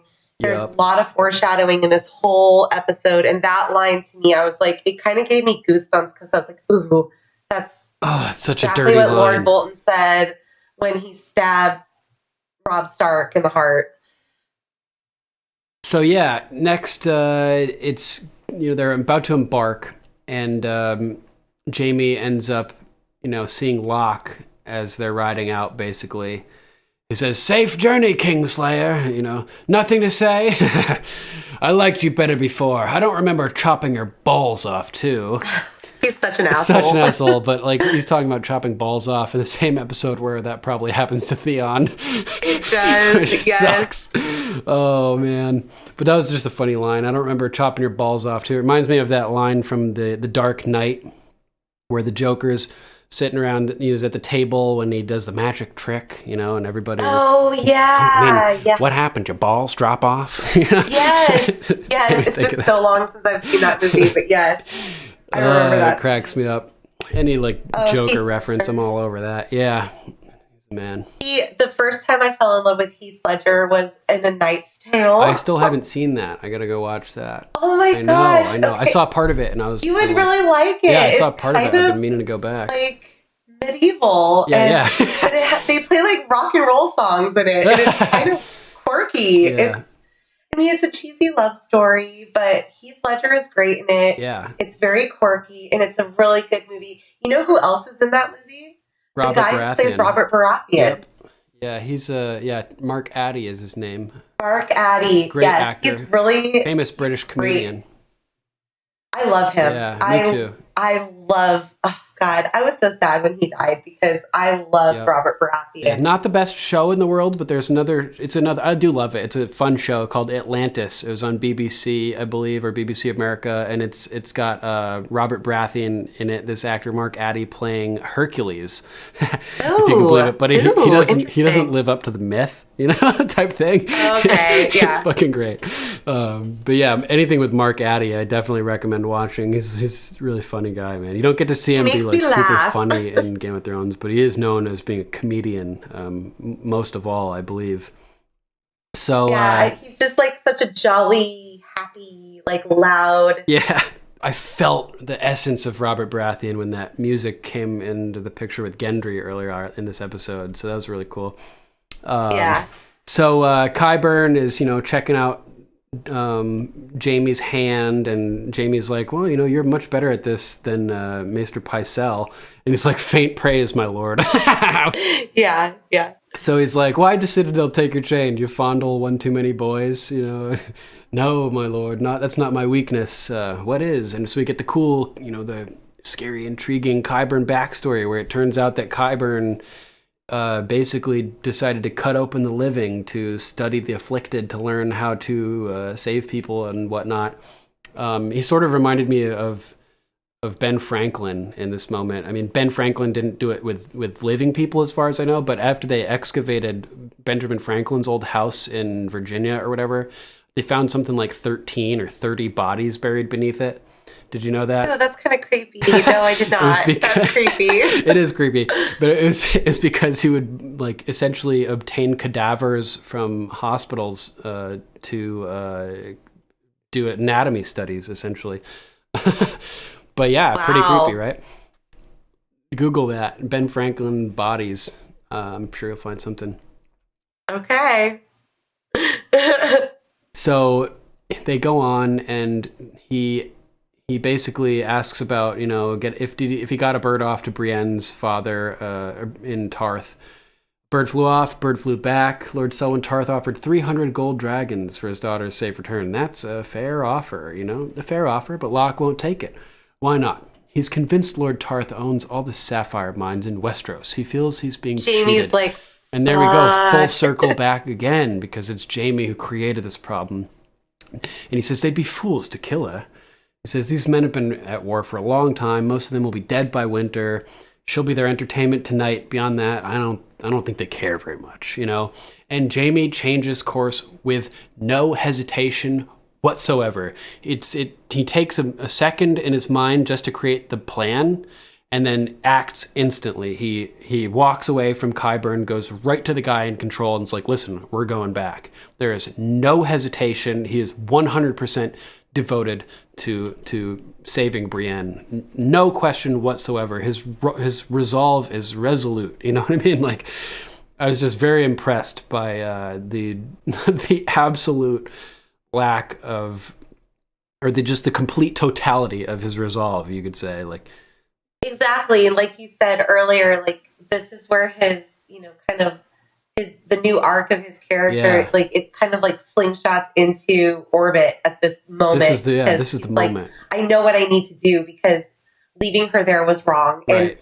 And I think he kind of knew it in his mind when Bolton told him that Brienne was staying there. Yeah. Kind of like, I'm afraid we'll take good care of her, don't worry. Yeah, and he kind of like left anyways, and I think at that moment he's still kind of struggling. And like you just said, when he just goes without hesitation, that's like his retribution arc is now in orbit. He knows the direction and the path that he needs to follow moving forward. And he kind of continues that arc throughout the rest of the series. Yeah, he does. From this point on, he basically does what he thinks is right, except for, maybe one or two things when he's under the influence of Cersei. But he goes up to that guy and he's like, we have to return to Harrenhal. The guy's like, why? He's like, I've left something behind. And I thought that was a great little line. Yeah, I thought that was really sweet. Like, even though he called her something and not, like, I left her behind. But, it was just like, he didn't want to give away what the mission was. Exactly. But the fact that, he left a piece of his duty behind, or like a piece of his honor behind, something important, Of importance. Exactly. This is the moment where his compass sort of like narrows in on the direction. Yeah, like recalibrates itself. And, it's like, I left something behind. I think you could kind of read deeper into it. It's not just Brienne that he left behind, but she's the catalyst of his honor. Right. Or like the recalibration of his honor. So and letting something behind. bad happen to her would be a representation of a stain on his honor, basically. Completely. He needs to protect that. It's important. Yes.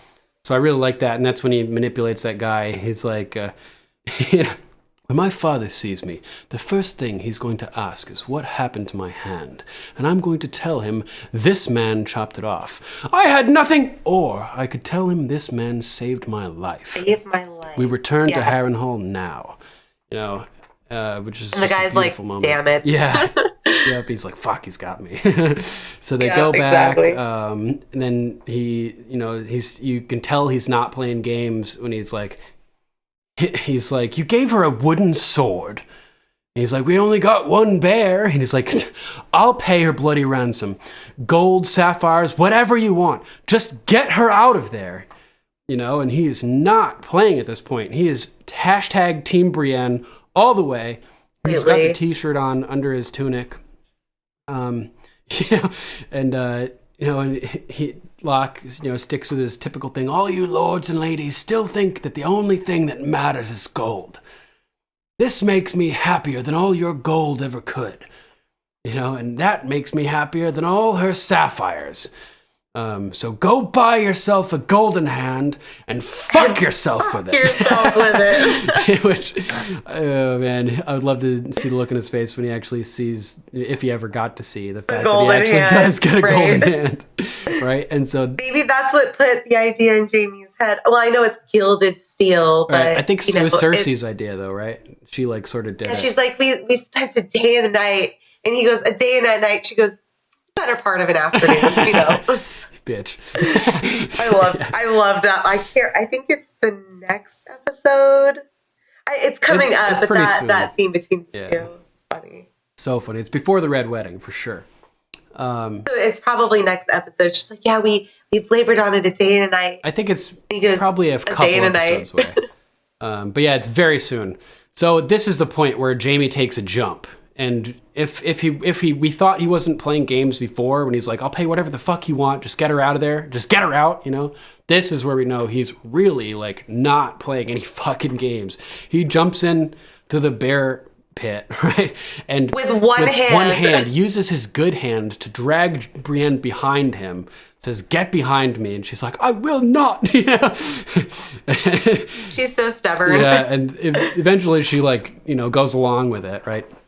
But this is Jaime, nothing is more important to Jaime than his own life until this moment. He puts himself in between a bear and Brienne the Beauty. You know what I mean? The hideous monster he's been poking fun at for their whole journey, And at this point, his position has changed with his respect for her so drastically that he's willing to put his own life on the line and literally sacrifice himself to a bear to save Brienne of fucking Tarth, as the Hound puts it, right? Brienne of fucking Tarth, right? Yeah, I know her. Yeah. So it's just I was just getting a bit emotional at this moment, even just saying it, because it's just such a powerful character transformation and what he's willing to sacrifice for her at this point. Totally. His everything. He's willing to give everything for Brienne of fucking Tarth. Wow. It's true. It's just amazing. It's because I think she's kind of like the physical representation of honor in general. The honor that he wants kind of back, or that maybe he's craving back in his life. Because, you said earlier, Cersei kind of rips him of that. Yeah, they're like opposites. Brienne is the embodiment of pure honor in every way imaginable, and Cersei is just the embodiment of pure evil and manipulation and scandal and just disgustingness. And so Jaime is caught right in between these two women who are total opposites of each other.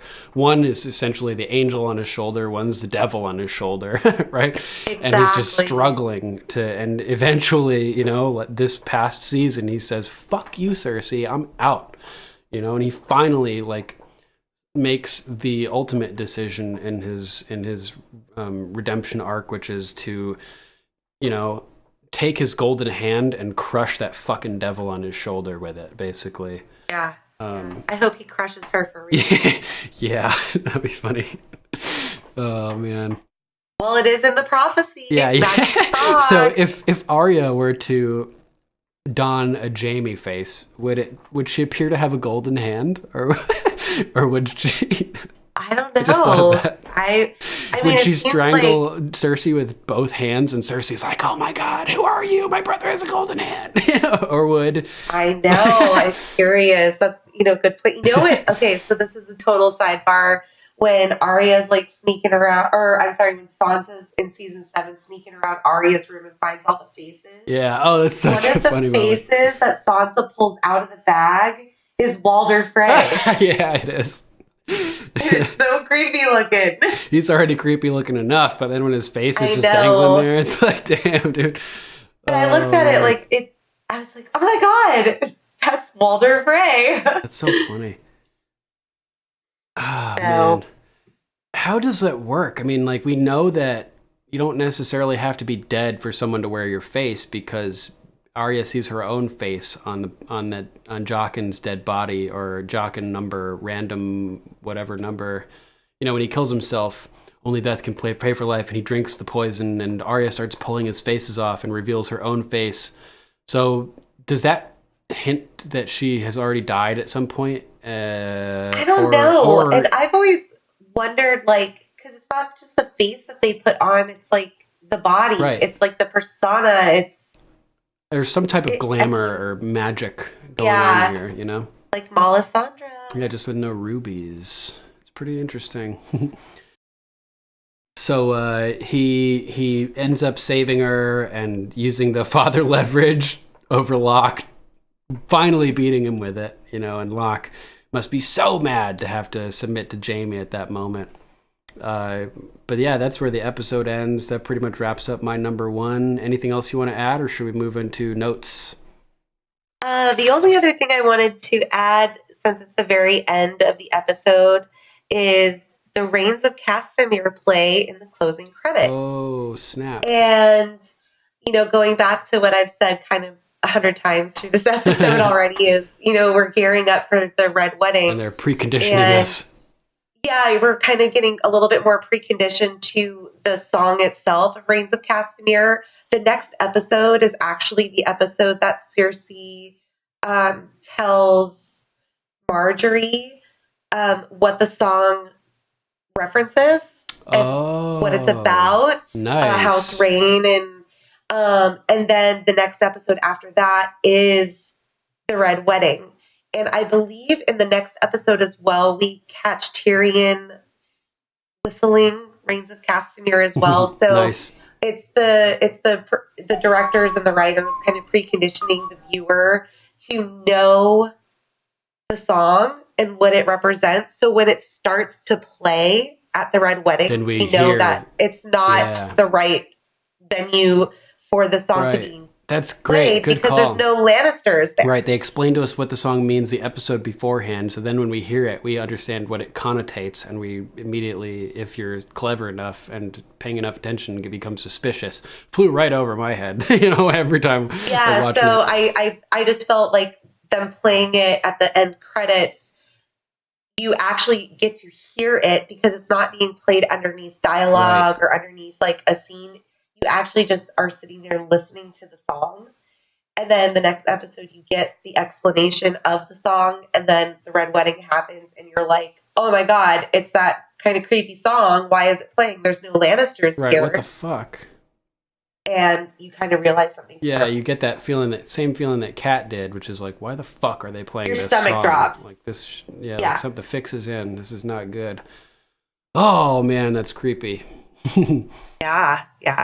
So that's all I had as far as my 1 through 5s. All right. So let's move on to notes. First of all, I take notes like during the whole thing. So I wrote a couple little notes that, like in the scene where they're talking about how the rain will cost them another day, and it seems like Mother Nature itself is trying to prevent the Red Wedding from happening, or at least delay it. Right. Talisa and the Blackfish have a pretty funny interaction. Oh my God, I love it. I love it. I watch people bleed and die. I'm not afraid of wet shit. I've seen wet shits I liked better than Walder Frey. Apologies, Your Grace. I love how he laughed. I love how he laughed after she said, like, I'm not afraid of wet shit. He's like, I see why Rob likes her. Oh, I love you. He's like, Rob's got a good eye. Yeah. Oh, it's so funny. That's a great moment. And there's like a little bit of foreshadowing that we get where, Lord Frey will take this as a delay. This delay as a slight. He can take it as he likes. He's getting the wedding he wanted. He's getting a wedding. It was a king he wanted, and that's foreshadowing that not all is well, or stating basically that not all is well. So then, let's get it on. Rob and Talisa are doing their thing. Yeah. And she's naked and I can't look away. And same with Rob. He's like, if you don't put some clothes on, I can't promise I won't attack you again. She's like, attack. Yeah. And we see her writing in Valyrian, which is really cool. And the conspiracy theorists who think she's a spy, or their spidey senses are tingling. And he says, does she know her daughter's a queen? Not yet. That will be a surprise, I expect. Many surprises for her, And at that point, I'm like, oh my God, she's pregnant, Yeah. And Rob doesn't quite catch on that quickly. But she basically tells him, I know she'd love to meet you and her grandchild. And he like, wait, what now? Are you certain? And she's like, are you angry with me? I know, it's such a sweet.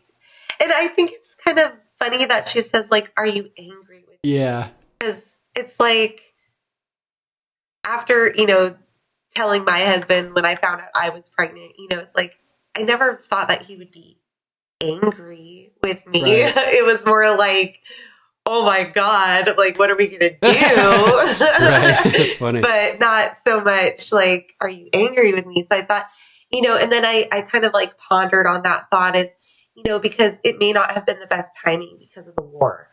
Right. I think maybe that's a place where she's coming from. Not that he would be angry that she got pregnant, but it's like, I'm angry at myself for not pulling out. Like, what the fuck? Right. How are you going to be angry at her? She doesn't have any control over it. Exactly. So because it was kind of like, oh, why would you think that he would be angry with you? Like, you're giving him an heir. Right. And then I realized that I think it was because they're on the road and at war, and it may not be the best timing with, Edmure's wedding coming up. And so I think that's where her concern lies. Yeah, I think you're right. That's a great interpretation. And she says, angry. He says, angry, you're my queen, and she says, I have your little prince or princess inside me. Maybe one of each. Don't get fucking greedy. Don't get greedy. And then she has like a beautiful line where she says, can you just leave the war for one night, And I know. In my head, I'm thinking, he already fucked up the entire war by staying with you for one night in the first place, bitch. You know what I mean? Well, and it's totally a foreshadow of the Red Wedding again, because they do leave the war. Right. For good. Yeah, sadly. Oh, man. And I'm kidding about calling her a bitch and saying that he fucked up the war because we're, of course I'm joking. Of course. I have an abrasive sense of humor. I apologize to I know you do. I've been listening to you for a while now. Yeah. So I love that. Don't get greedy. Such a funny line, and he's just so overcome, by this whole thing, and she just has that line, can you just leave the war for one night? And he grabs her, pulls her close, and says, I love you. Yeah. It was a powerful moment. Very powerful. The reaction of a father to be, like pretty interesting. Yeah, and I think the actor that played Robb Stark played that really well, because it was like shock and excitement and a little flicker of fear. Yes. And I think those are very honest emotions. Like when I found out I was pregnant, it was a surprise. Right. We were not trying, and it turns out I was like just ending my first trimester when I found out I was pregnant. But when I found out, the first words that came out of my mouth was, "Oh crap!" But then it immediately followed like, "Wow, this is amazing!" Like, right. Oh my gosh, and when I told my husband, I could see that same kind of thought process. You go through like 12 different emotions, like all at once, like rapid fire. Fear is one of them, for sure. It's perfectly natural. Fear is strongest when it comes to something that's unknown, right? And for being a first-time parent, the whole process is unknown. The way that everything's going to change is unknown. It's got to be terrifying. So it's like, fear is a perfectly natural thing. In the best way. Right. It's it's like terrifying, like, and exciting. You're kind of like an adrenaline junkie and you're about ready to do terrifying, like you're about to jump out of a plane, Exactly. It's like you're so excited, but there's like that flicker of fear, like, how am I going to do this? Like, physically do it. But you just know that you are, and it's going to be a great experience, and that's what it has been. That's awesome. I just said jump out a plane instead of jump out of a plane, and I'm like, that's weird. Why did I say that? Yeah. It works. So anything you got for your notes? I do. I have a couple things for my notes. So, I don't want to forget Theon's castration scene. So, I didn't put this as any of my top 5 because it's such a brutal scene. And again, it kind of goes back to like the sex stuff with the Bear and the Maiden Fair. It's just a horrible way. Like, first of all, it's horrible to begin with that you castrate anybody. But then to trick them into readying the organ in that manner. Yeah. And so I just felt like it's the epitome of Ramsay's just depravity. Oh God, he's so sadism. Wicked. And for him to think that up. All right. Like, my mind doesn't work that way. I don't think of like evil things. And even when I do think of like evil things to like the asshole that cuts me off on the highway, it's like nowhere near that level of psychotic. Right. Yeah, that's what it is. I don't even have the words for it. It's psychotic. Yeah, there's no like justifiable motivation. It's just pure psychosis, pure sadism and psychopathy. It's like you have to think a long time. What's his favorite thing? How can I take it from him? Yeah, and it's just so sad, and it just kind of starts Theon's kind of downward spiral. Yeah. The whole time too, like, father. Oh yeah, you're right, yeah. And Yara, I keep wanting to call her Asha. Right. Yara. It's just because I've been reading the books. Right, yeah. But, just for anybody who didn't get that, in the books her name is Asha, but in they changed it in the show probably because it was too similar to Osha, I guess. Osha, yeah. So I just feel like it's the beginning of his downward spiral, which we know later on he does come back from it, which made it a little bit easier to watch, but it was just such a terrible thing. It's a terrible thing to do to a person. And it just really hit home for me, like how psychotic Ramsay is. Like that's the only word that comes to mind. And that's not even like a good enough, strong enough word to describe what a crazy, not even like human. Yeah. You just don't think like that. Soon, neither will Theon be human. It's interesting. We're still referring to him as Theon at this point. That's going to change very soon. We're going to be referring to him for a number of months as Reek exclusively. Reek. That's wild. Holy shit, man. Yeah, totally. And you can tell just how traumatized Theon is already because, these two beautiful girls are like stripping on him and like doing all this stuff. And all he says is, "Where is he? He sent you. I know. If he comes back." So scared. Yeah, he doesn't see the anything, any of the glory that's all over him. All he can think about is a sadistic psycho who he knows is playing a trick on him. And it's just so messed up. It's all is like one track mind, Where is he? He sent you. If he comes back, like they just. I know, and then he starts like believing that it's like real, and it's kind of like, dude, come on. And then out of everything possible, like he hits him with the horn that Theon hates so much, and then he actually literally hits him with the horn too, right in the face. Right. So funny. Clear on the ground. Like, fucking kill that horn player. Bring me that person blowing the horn. I'll kill them myself. Nope, you won't. Poor Theon. So I hate to bring it up as a note, but it was kind of an important scene for Theon's character. And I think we need to mention that how he unslings that horrifying looking hooked and bladed implement as well, and you know exactly what's coming. Oh yeah. Right? Your famous cock must be very precious to you. Would you say it's your most precious part? Please, no. He's so... this is mercy. I'm not killing you, just making a few alterations. Oh, God, he's so horrid. Right? Just super, super ultra sadist. Yes, and I will say that watching Ramsay get killed was a very difficult scene for me. Yeah. And you know why. Yeah. But it was also really great. He got what he deserved, but it was just a very, I had to leave the room. Yeah, I don't blame you. It's hard even for me, for just a regular viewer to watch that. Everybody loves dogs, and it's hard to see a dog do that. And and his, when he kills his little brother too, I couldn't. I had to watch. Anytime the dogs are around with Ramsay, I'm like, I'm leaving the room. Right. I can't watch. Yeah. I'm out. I don't blame you. Oh man. My husband's like, they're done. I'm like, okay. I'm back. I'll come back now. He's like, no, wait, go back. Oh, I thought it was done. No, don't. And I'm like running down the hallway.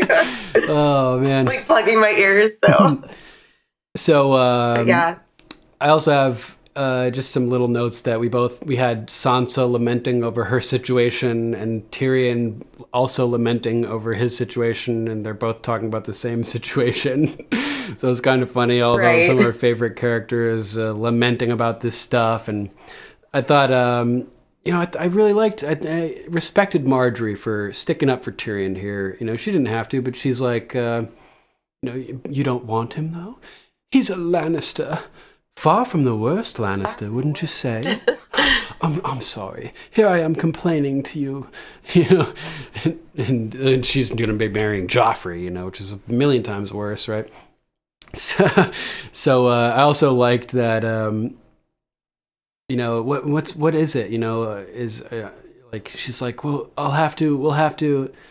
If it's not the pain you're worried about, what is it? She's like, I'm not worried about the pain, not after what Joffrey's done.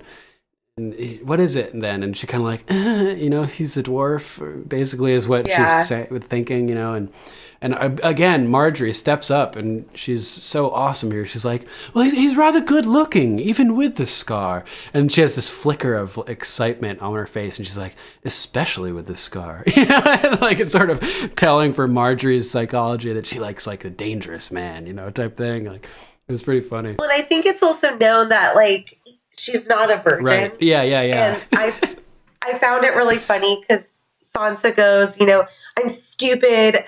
A stupid little girl with stupid dreams who never learned. Yeah.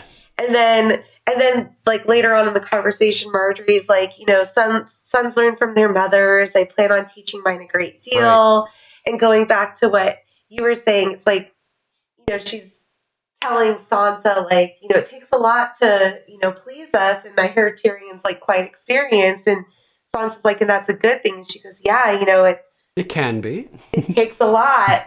And she goes, well, how do you know this? Did your mother teach you? And she goes, yes, my mother taught me. And it's yes, so funny sweet girl. Sansa starts out the scene with, I'm so stupid, I'm a stupid little girl. And then she makes like this stupid comment about like, oh, did your mother teach you? And I just started laughing. It was just like, oh my God, I was thinking the same stupid thing. Sansa, so naive, right back to her roots at the end. She's complaining. Yeah, exactly. She has a revelation about it and then falls right back into it. Exactly. Like you're like, oh, maybe she's like figuring it out. Oh no, she's still like totally naive. She's still Sansa. And not like Natalie Dormer, I love her. I first saw her in The Tudors. Oh, I've always wanted to watch that. Never really did. Oh, you have Jonathan to. Rhys-Meyer, right? Watch it. He is the best Henry VIII you could ever. I liked him in the movie I'll Sleep When I'm Dead with Clive Owen. Have you seen that? I have it's a not, really, but I've really heard of it. fucked up movie. It's a really fucked up movie, especially for guys. Natalie Dormer plays Anne Boleyn. Oh. And she is incredible. Nice. She's incredible. I'm going to have to watch that. She's mysterious and beautiful and smart and intelligent. And when I saw that she was cast as Lady Marjorie, you're like, perfect. I was super excited. She nails it. It was a perfect fit. Yeah, she's meant for that role. You definitely need to watch The Tudors, especially because you're kind of a history buff. Yeah, and I love this type of period piece sort of thing. Like, yeah, it's kind of hard to watch after Game of Thrones because like the CGI is like nowhere near the quality. I can deal with that. But it stays true to the historical facts. That's great. And it's kind of a depressing and sad story. A lot of the best ones are. But yeah, Natalie Dormer plays an excellent Anne Boleyn. She is phenomenal. Good to know. I didn't know she was in that, so thank you. I have watched it a couple of times. Jonathan Rhys-Meyers nails Henry VIII. He nails him. Awesome. Next, we have Bronn and Tyrion kicking it. And it's Tyrion's turn to lament. And she's a child. She's a foot taller than you. A funny line. A tall child. A tall child. She is tall, too, because she towers over many of the characters. She's like 5'11". Right. She's like the second tallest person on the cast. Up there. Not the second tallest, but close. Yeah, she's pretty tall. So funny. So they go along, they're joking about all this stuff, and Bronn has a couple really good lines. One, you waste time trying to get people to love you, you'll end up being the most popular dead man in town. I liked you pay me to kill people and bother you. Right. Yeah. Evil notions come free. Which is a funny line. Yeah, anytime they're on scene together is phenomenal. Right. Oh man, it's so good. So we didn't get enough of them in this episode, but we did get a couple great one-liners from Bronn, or two-liners and everything, and so that was pretty funny. And then we have Tyrion and Shay talking about the whole situation as well. And Shay drives me crazy. It's like, why are you jealous? Like you're being paid. Like, why are you wigging out? She calls herself Shay the funny whore, and I was like, I don't know if funny is the word I would use as a descriptor. You're like an annoying whore, but okay. The needy whore, the annoying whore, the complaining whore. I just don't get it. It's like, you're freaking out. Like, what did you expect? Did you honestly think Tyrion was going to marry you? I mean, maybe she did in a way. Well, yeah, Aisha. she knew that he did marry a whore before, so she was like, I'm in with the Lannisters now, maybe. bitch. But her jealousy drives me crazy. Yeah. And I'm Shay's funny whore. It's like, no, you're really not that funny. When have you ever been funny? Oh, it's so funny. And I say it's funny. So I guess it was funny that she thinks she's funny, but she's not. So maybe she is funny. Damn, I don't know. I'm confusing myself. This is getting into that random territory of cyclical thoughts and stuff. So they have a really touching moment as well here, which is also really sad simultaneously when, she says, children. You think I want children who can never see their father, who'd be killed in their sleep if their grandfather found out about them? And it's true, it's not going to work out, like another similar thing with the Jon and Ygritte thing, except this time it's the man of this scenario who's pushing the dream, and it's the woman who's bringing the truth, just like a little reversal of the roles as opposed to Jon and Ygritte, foreshadowing the demise of the relationship. This story is just full of tragedy, all over the place. So you got to take the light moments when you can and embrace them and accentuate them, so you don't get pulled under by all the darkness. Yeah, and that's why I love the Bronn and Tyrion scenes, because they just bring a little lightness and jovial quality to the show. yeah, totally. Their banter. Or Tormund. It's basically Bronn. Yeah, it's characters like Bronn and Tormund. Because even when Bronn is with Jaime, he still has funny one-liners that make you kind of scoff or giggle or laugh. So next we have Arya, who refuses to talk to Beric by continuing to talk to him.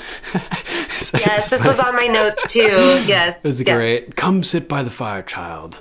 Not talking, eh? That's a first. I don't talk to traitors, I didn't like giving up the boy, but you did, she continues, talking to him, which is funny.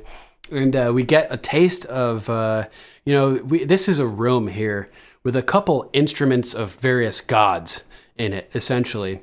Beric is an instrument of the Lord of Light, and Arya is an instrument of the God of Death. There is no question about it, right? On either case. So they sort of clash for a brief moment here, and Beric is left absolutely speechless, because what do you say when a 9-year-old says this to you? He says, "The Red God is the one true God. You've seen his power.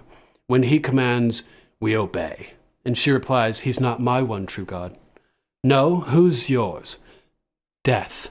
Death. What do you say to a 9-year-old girl who says that?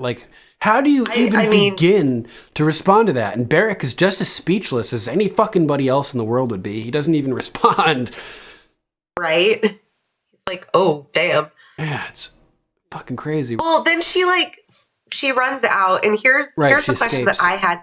What the hell is the Hound doing lurking in the woods? He's just waiting for a little girl to capture. So unlike that. I can tell you what he's doing. Trial by combat.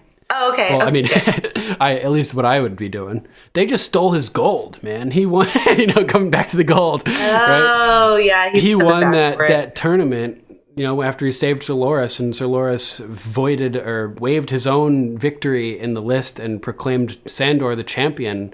And that first moment where I think, the first moment where we see Sandor getting the dues that he deserves, where a crowd, an audience is, shouting and praising and screaming his name and cheering for him. And I think it's foreshadowing some major accomplishment that we're going to see the Hound, complete the next season. At least I'm hoping, because that'd be fucking awesome. Right? Maybe killing his brother in a similar trial by combat scenario or something like that. But they stole his gold, man. That was everything to him. So he's lurking because he's coming in, in the middle of the night. Basically, he's picking the lock, coming in, blasting in the middle of the night when everyone's sleeping to get that gold back.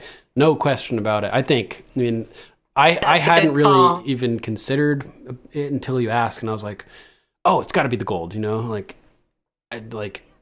because like, I mean, I've watched this enough times and I've always just wondered, I'm like, what is he doing there? is he like lurking in the woods? He's just plotting his like, what is he doing revenge. there? That's what he's doing. And he smells his gold. Yeah, he smells his gold, and he's probably thinking like, oh, maybe the Stark bitch could be useful too, you know.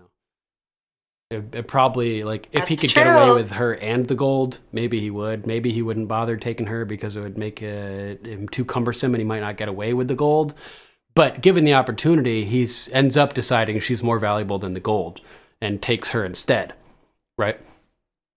That's true. So that's a pretty cool. We get the beginning of the one of the all-time favorite Game of Thrones comedic duo combinations, right? Or not even comedic duo, but just duo combinations, right? Everybody loves the Hound and the Wolf combo, you know? Like, everybody loves that. People talk about how they want spin-offs of it and stuff. So we have that to look forward to in the near future, which will be a lot of fun. It's great. I hope so. Yeah, I think their dynamic with each other is great. And it's another duo, like, in a way, kind of like Jaime and Brienne. It's like, I feel Arya kind of softens the Hound a little bit. Yeah. And humanizes him more. The Hound tells Arya kind of how it is, and they both make each other better people. I feel like, you know, or like more capable people. Man, I love the Hound, man. He's one of my favorites. I know you guys know that. You guys know that. I don't need to keep saying that. It's true, though.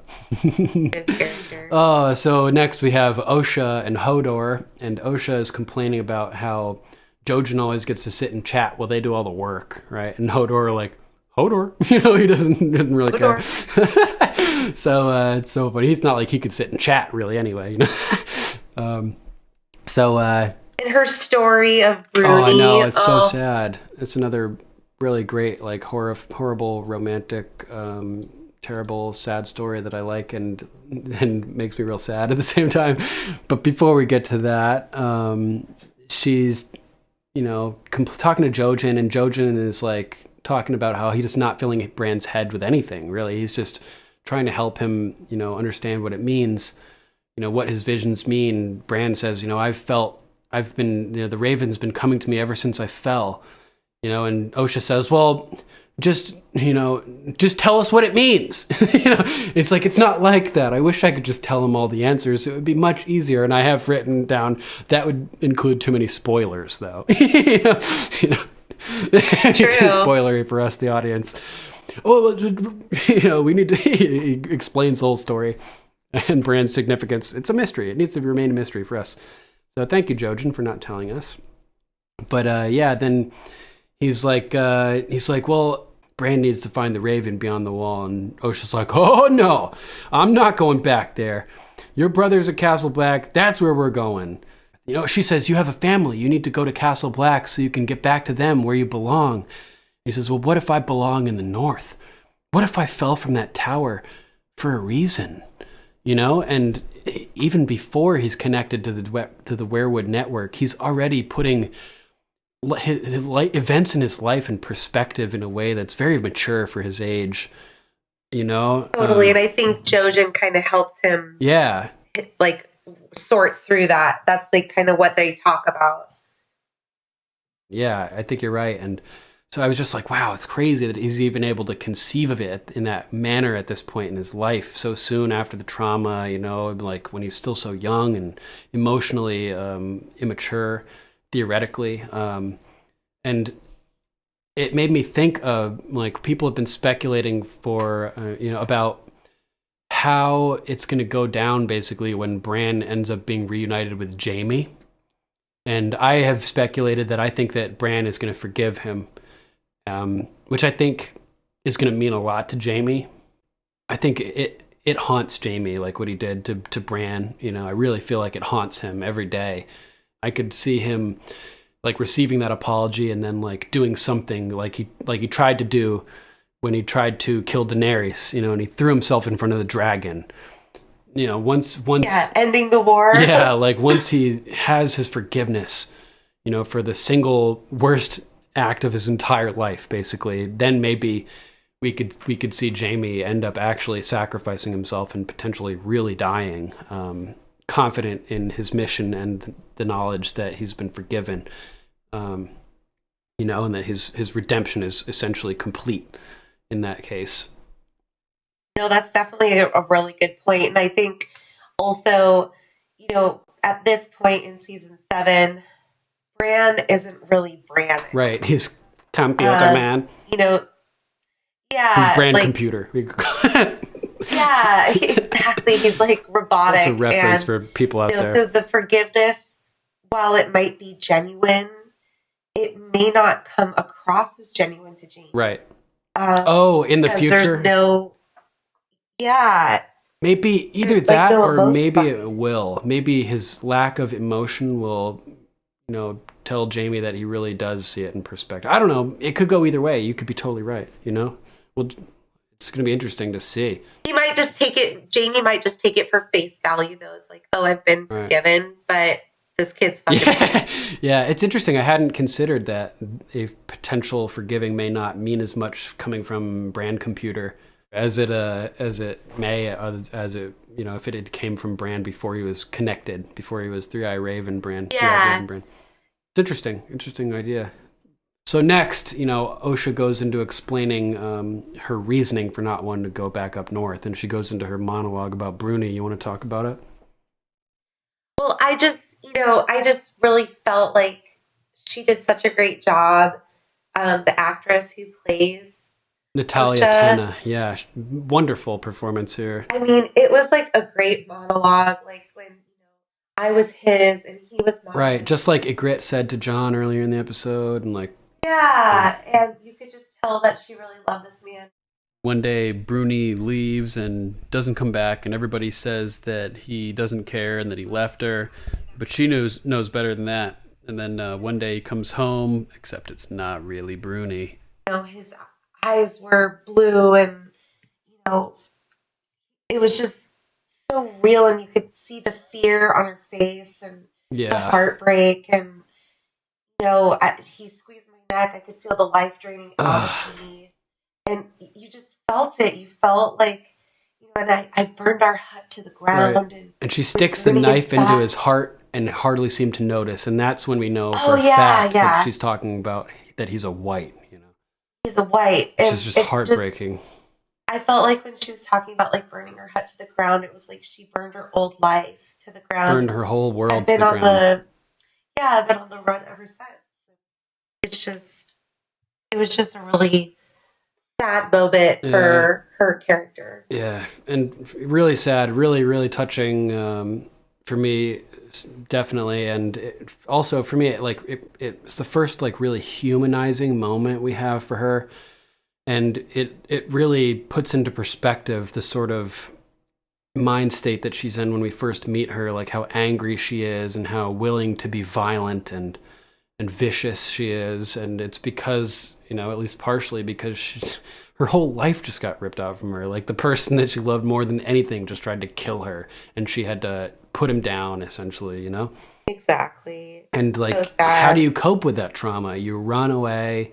You shut yourself off to emotion, you start lashing out, and that's basically exactly the state that we find Osha in.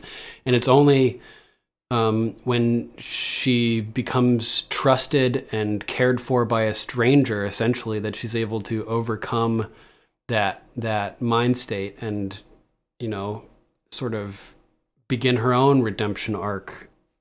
Yeah, and you also get to really feel why she's like, there's no way I'm in hell I'm going back up there. Like never, Like never. I don't blame her. I promised your maester I would get you to Castle Black, no further. Right. And she means it. And the story solidifies that to her traveling companions, that she is willing to go to Castle Black, go all the way back north, where she just came from, fleeing, take Bran to Castle Black, but she's not going any further. Right. End of story, and this is why.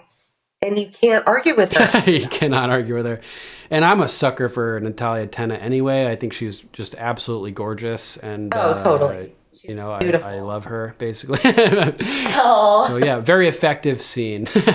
Very well acted. I thought she's just brilliantly did this scene. So kudos to Natalia Tena and to the writers for making this scene. I thought it was really good. Totally. Let's see. What else we got? Anything else? I think that was all my notes. Yep, that's all mine as well. All right, that pretty much wraps up our notes, so stay with us. We'll be right back. Well, here we are again. It's always such a pleasure. Remember when you tried to kill me twice? Oh, how we laughed and laughed. Except I wasn't laughing. Under the circumstances, I've been shockingly nice.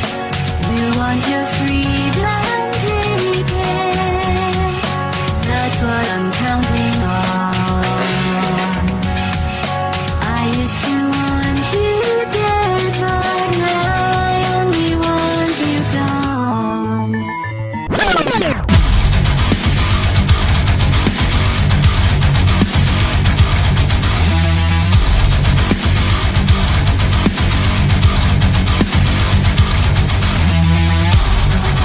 That's a mashup of music from video games Portal 2 and 2016's Doom. And we're back with no news about Game of Thrones this week because the web is dark and full of spoilers. But we do have some pretty cool stuff to talk about. And I found some neat info on a website called Game of Thrones and Norse Mythology.com. By Dorian the Historian, who is famous for his Ragnarok theory, where he compares all these characters from A Song of Ice and Fire to characters from the Norse Ragnarok mythology, which is really cool. We've talked about it a little bit before on the show, but I took some excerpts here, and we'll just trade off reading this stuff. How about that? Okay, perfect. So the first little part starts with the 4 Stark kids with direwolves. Robb, Bran, Arya, and Rickon represent the 4 wargs from Norse mythology, i.e. Garmr, Loki's son Fenrir, and Fenrir's sons Hati and Skoll. Garmr is the equivalent to Rickon, Fenrir is the equivalent to Bran, Hati is the equivalent to Arya, and Skoll is the equivalent to Robb. But before we get to the last one there, let's review some of the connections that Dorian the Historian has already made for the Stark children. Take it away, Lady Rachel. Okay, so Bran, if GRRM is in fact following the Ragnarok's mythology, then Bran is almost certainly the warg, i.e. monstrous wolf, Fenrir, the bound wolf. His binding paralyzation comes at the hands, pun intended, of Tyr, in parentheses Jaime, who loses a hand as a consequence of his actions. FYI, Tyr's hand was bitten off after binding Fenrir's legs with a magical chain, which supposedly restrain him until he breaks free at Ragnarok. Similarly, Bran is now bound in a cave, much like Fenrir, and is in contact with Bloodraven, who represents Loki, Fenrir's father. So that one's pretty easy to figure out. Did you name your bird after this Loki, or? Yeah. Yep. Sure, why not? No, it is. Yeah, Loki, the Norse god of mischief. Yep. Oh, awesome. Yeah. So that's pretty wild, man. There's this mythological character named Tyr in the Ragnarok mythology who loses a hand as a result of the consequence of binding Fenrir's legs. So it's the same thing. Jaime pushes Bran out of the window, breaks his legs, essentially, or paralyzes him, and then, as a karmic consequence, loses his hand. So very similar to Ragnarok mythology.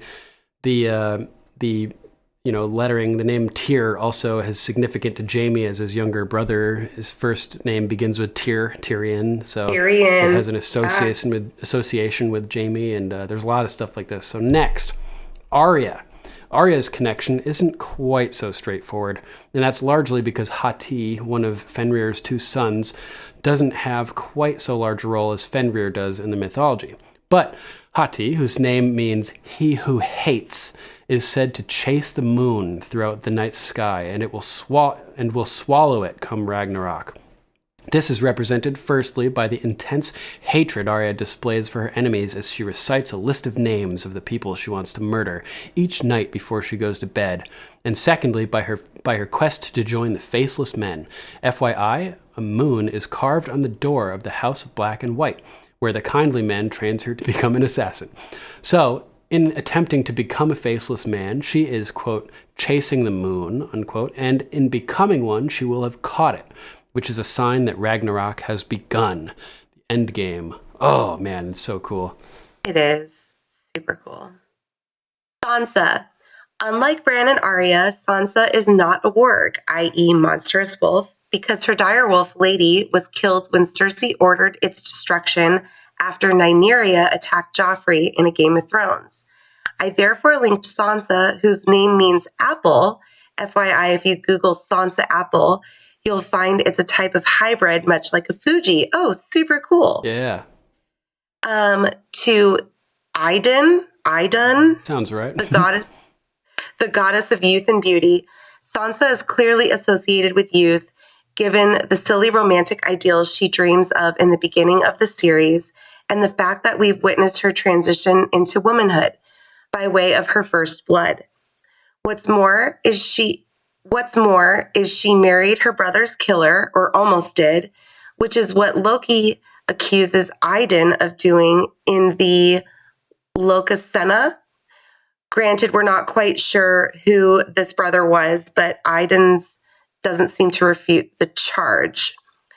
And above all, she is smuggled out of King's Landing by Littlefinger and hidden away in a mountain fortress that's represented by a falcon, almost exactly like the story of Idun in the Jotnar Thazza. Sorry, everybody. So given the apples and the Eyrie, I think she's a pretty safe bet. Me too. Yeah, very cool. I love this. The Ragnarok stuff is particularly striking to me. There's all these really bizarre connections, which are just spot on. George has a way of just encrypting all this mythology and stuff into it. That's what I mean. Like, people are going to be decoding this for... He's a freaking genius. Yeah, people are going to be decoding this forever. So next we have Jon Snow. Jon says it himself in A Game of Thrones. I'm not a Stark. And I think we're all familiar with the Rhaegar plus Lyanna theories linking him to House Targaryen. And if my theory is correct, that Jon Snow and Ghost really are dead, that would send Jon Snow down the path of the giant Surtur, the Black, who is foretold to break the Bifrost Bridge and lead the forces of Muspel into Asgard to do battle with the gods. Granted, I should point out that an anonymous commenter suggested that Stannis, rather than Jon, may be Surtur, and Jon may represent Sigurd, which is a credible theory, but I'm not quite convinced. Because firstly, Surtur will be working with Fenrir during Ragnarok, and I see Jon as a much more obvious connection to Bran than Stannis. Not to mention, Surtur is destined to attack Freyr, Walder Frey, during Ragnarok, and Jon Snow would have obvious reasons for doing so, whereas Stannis' motivations wouldn't quite be so clear. This was written in 2013, just so everybody knows. And it's more book-related, but there aren't really, like, spoilers per se. Plus, Jon was, quote, kissed by fire in regards to Ygritte, and could be, quote, the Song of Ice and Fire. Rhaegar had mistakenly named Aegon in the House of the Undying prophecy, which would fit Surtur's role, given the fact he basically serves as Loki's general during Ragnarok, i.e. Jon would sing the Song of Ice and Fire. And I'm led to believe, based on the recent book, that he's beginning to replace Stannis in Melisandre's eyes. We know that from the show. He certainly has replaced Stannis in Melisandre's eyes, right? Yes, I think so. Yeah, definitely. And Jon's death creates an avenue for Melisandre to convert him to the Lord of Light. Rob, the warg skull is the counterpart of Hati. His name means treachery, and he is said to chase the sun through the sky, which he will swallow come Ragnarok. I think that bit about treachery is pretty obvious in regards to Robb, given the fact that the Red Wedding is still fresh in everyone's minds. And the phrase chasing the sun could be in reference to Robb's war with Joffrey. If Joffrey represents Balder, the Shining One, although it should be said that Balder isn't the embodiment of the sun, strictly speaking, but he is associated with the sun and light in general, hence his name, the Shining One. And his hall is said to shine brighter than the sun. Plus, Balder's premature death is said to be a precursor to Ragnarok. Supposedly, Balder's mother, Frigg, i.e. Cersei, made everything in the world, animals and inanimate objects included, swear an oath to never harm her precious shining son. But she ends up overlooking the plant mistletoe, which Hodor? Balder's blind Hodor. Oh, it's Hodor, but it made me think of Hodor. I know, me too. I almost said Hodor. Which Hodor, Balder's blind brother, uses to shoot him with after he's tricked into doing it by Loki. The oaths Frigg forces out of all the world's things is representative of Cersei's warning to Joffrey. Everyone who isn't us is an enemy, i.e., she sees everyone as potentially harmful to her precious little shining one, just like Frigg feared for Balder and Balder's death, which basically caused Frigg to have a nervous breakdown, is represented by Joffrey's death by poisoning at his wedding. So, if Joffrey is Balder and Balder represents the sun, then Robb was chasing the sun in his war with Joffrey.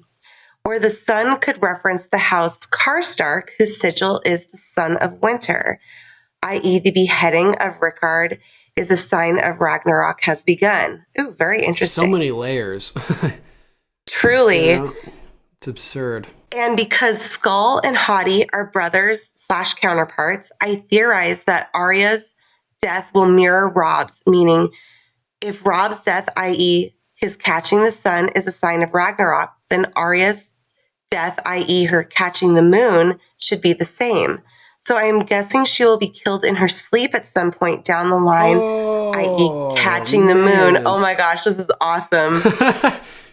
While inside her wolf dream. And her death will run counter to Robb's in the sense.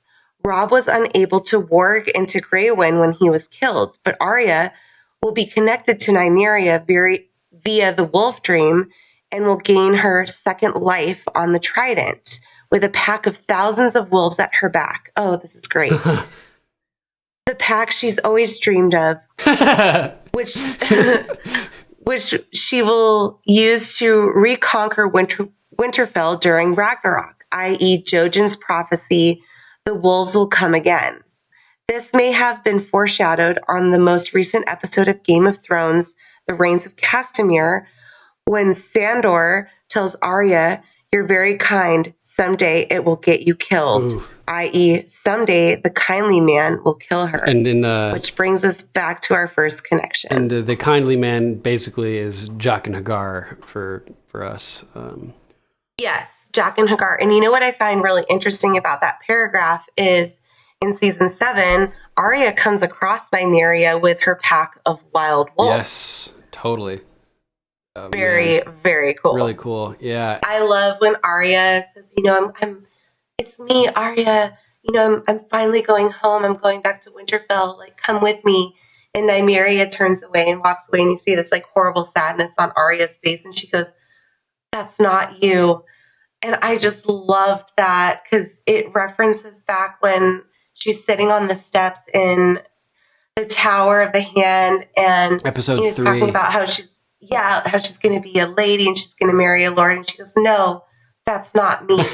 Yep. And it was so great. It was one of my favorite scenes. Yeah, it's pretty, probably as far as like small scenes go, pretty powerful. The whole series. Oh wow. Yeah, very powerful. Yeah, really cool scene. And Maisie Williams, the tears in her beautiful big brown eyes in that moment. Oh my God. Yep. It was acted so perfectly. She did such an amazing job in that moment. Imagine that, like your best friend, your wolf that you essentially betrayed and threw rocks at to save, you know, and you're separated for years, and then you finally meet up again, and then you don't stay together. Oh no, but it's like she knows though, like, yeah, they're the she's same. Like, let her will fly, and she succeeded, and she's thriving, and that just like her. It's beautiful, exactly, and I think that's why she's crying because of rejection initially, but then she realizes, like, it's the way it's look at what be. my beautiful wolf has become. Right. She's become exactly who she's meant to be. Yep. With a big old pack. That's great. It's awesome. Oh, yeah. It's great. What's that? Do you hear that on the horizon? Do you hear that?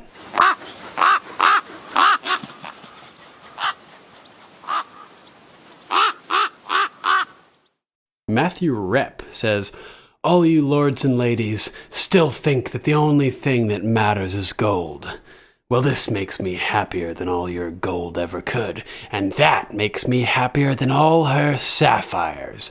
So go buy yourself a golden hand and fuck yourself with it. I wonder what Locke would think if he was actually around to see Jaime with his golden hand. Yeah, we were talking about this a little bit. It would be so funny. Yeah, it was great. Hilarious. And Matthew goes on to say, when Jaime tells Roose to send Robb his regards at the wedding, do you think he knows what's about to happen? Would he condone the killing of Kat, even though he was their prisoner? I don't think he knows what is happening at all. I think he's entirely out of the loop. I think that Roose Bolton knows at this point, but I don't think that he told Jaime, because Roose has been in contact with Tywin, I'm assuming, but I don't think there's any reason to include Jaime in that knowledge. It would just create extra drama that didn't need to exist basically at that time. So I think that Jaime was in the dark about it. What about you? I completely agree. So I think Jaime being held captive and being so like detached from his family and his father that he would probably have no idea kind of the inner workings of what's going on. I think as far as Jaime is concerned, Roose Bolton is still a bannerman to Robb Stark. And is looking to get on Tywin's good graces by releasing Jaime back to Tywin. But what Jaime doesn't realize is the Raven has already flown. Yep. Tywin has already given Bolton the orders. The toothpaste is already out of the tube. Yeah, and I think that occurred. I think, that Tywin sent that letter when he was either sitting in front of Cersei or Tyrion. Yeah, a few episodes back. I can't remember. Right? When they're sitting there all impatient because I think it's Cersei. She's sitting there waiting for her father to finish writing the note. I think the note that he is writing is to Lord Bolton to start putting plans into place to execute, no pun intended, the Red Wedding. Mm-hmm. And so I also think when Jaime says, to Lord Bolton, tell Robb, the Lannisters send their regards. That's where where Roose Bolton gets the language that he's going to use to actually kill Robb Stark, because he already is aware that this is taking place. So it's almost like a pun for Roose Bolton, who is taking the comment out of context and basically applying it to Tywin's context here. Where Tywin wants everybody dead. Tywin's a Lannister. Jaime wants to send his regards. Fuck it, I'll just give it in one message. The Lannisters send their regards. And it's so chilling too, because then you realize the past 3, 4, 5 episodes that we've watched is all just stepping stones to this one horrific moment. I can't wait to rewatch that episode, but I'm also dreading yeah, totally. episode. I feel that. But it's such a pivotal, I remember being a Game of Thrones virgin and watching the Red Wedding with my husband the very first time, and when it cuts to the closing credits and there's just no sound. And we just looked at each other and we were like, what the fuck just happened. Right. It was so intense. So it's like, I want to like relive that, even though it'll never be the same shock value. But at the same time, it's coming and it's so horrific. It's so hard to watch. Yeah, I like that cut to silence too. It sort of reminds me of this music video I made back in high school with this metal song, where it's like there's a lot of stuff going on and it's like jumping back and forth, and I'm like taking all these shots of like weird stuff and like rapidly cutting them together to create like bizarre images and stuff. And then when the music hits like the peak where it's like the most intense part, I just cut the whole screen to black. So all you hear the music, but all the visual stimulation is gone, and you're just consumed entirely by the climax of the song before it like fades into like the credits or whatever. It was pretty cool. Yeah, I have to say, Duncan, you're extremely talented. I mean, I've listened to a lot of your songs. But, I mean, you're super talented. I've really enjoyed listening.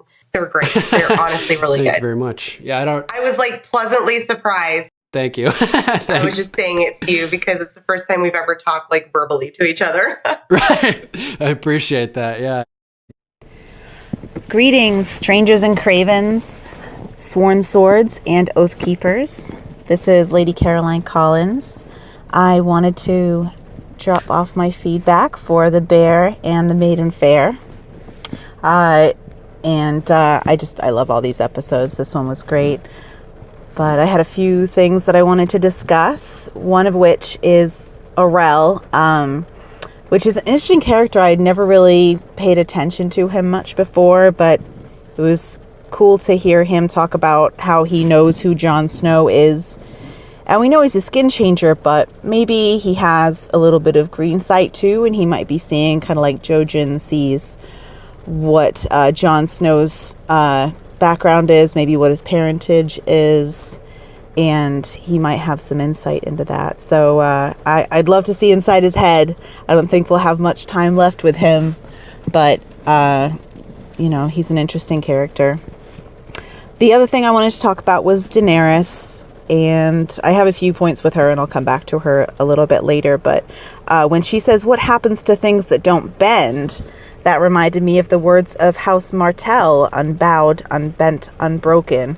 And I don't know if anybody else pictured this when she said that, but we know that George R.R. Martin wrote this episode, and maybe he's hinting at the death of House Martell, which happens at least in the show.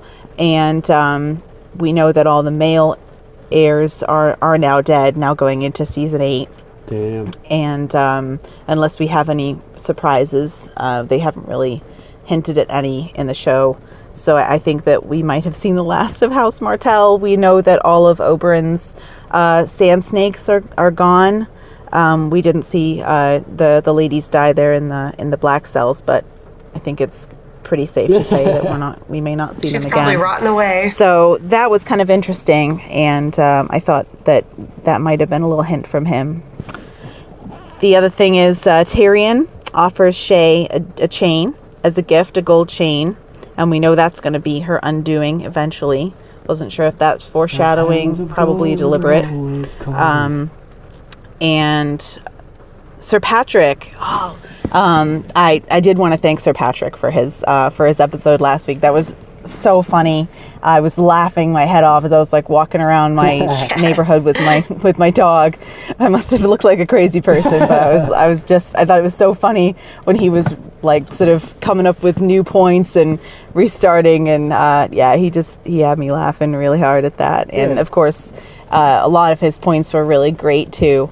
They were. And he said that Thoros of Myr was a red shirt, and that made me laugh because he literally wears red, and we know that Melisandre has hinted that she's going to be like a martyr, really, for the Red God. Eventually, she's gonna give her life. So it makes you wonder whether maybe the red priests are all red shirts in one way or another. Whether they live 100 years or just a few. They're all designed to kind of give their lives for the cause, and that's a possibility. I mean, George R.R. Martin is a big fan of sci-fi, and maybe this is his little nod to Star Trek. Who knows? So cool.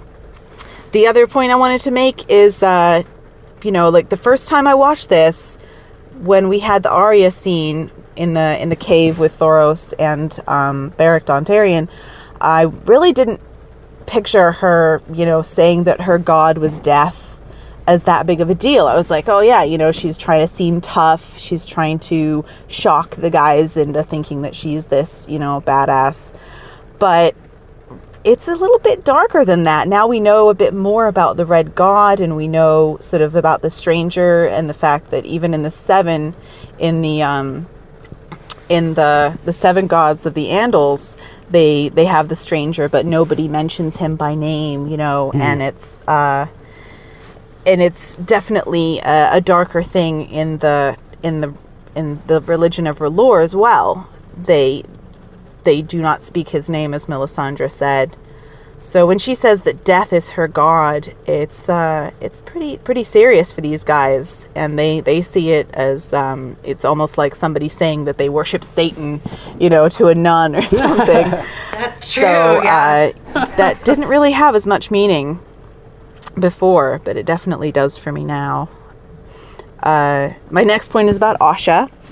I love her story with Bruni, and it opened my eyes to a pattern with the White Walkers. They seem to send whites after people that they have loved in life, or if there's a special relationship, even if it's not someone who they've had a loving relationship with, even if it's just somebody who maybe saved their life or has done something for them. They seem to have that kind of tactic of sending back that person as a white to attack the living person.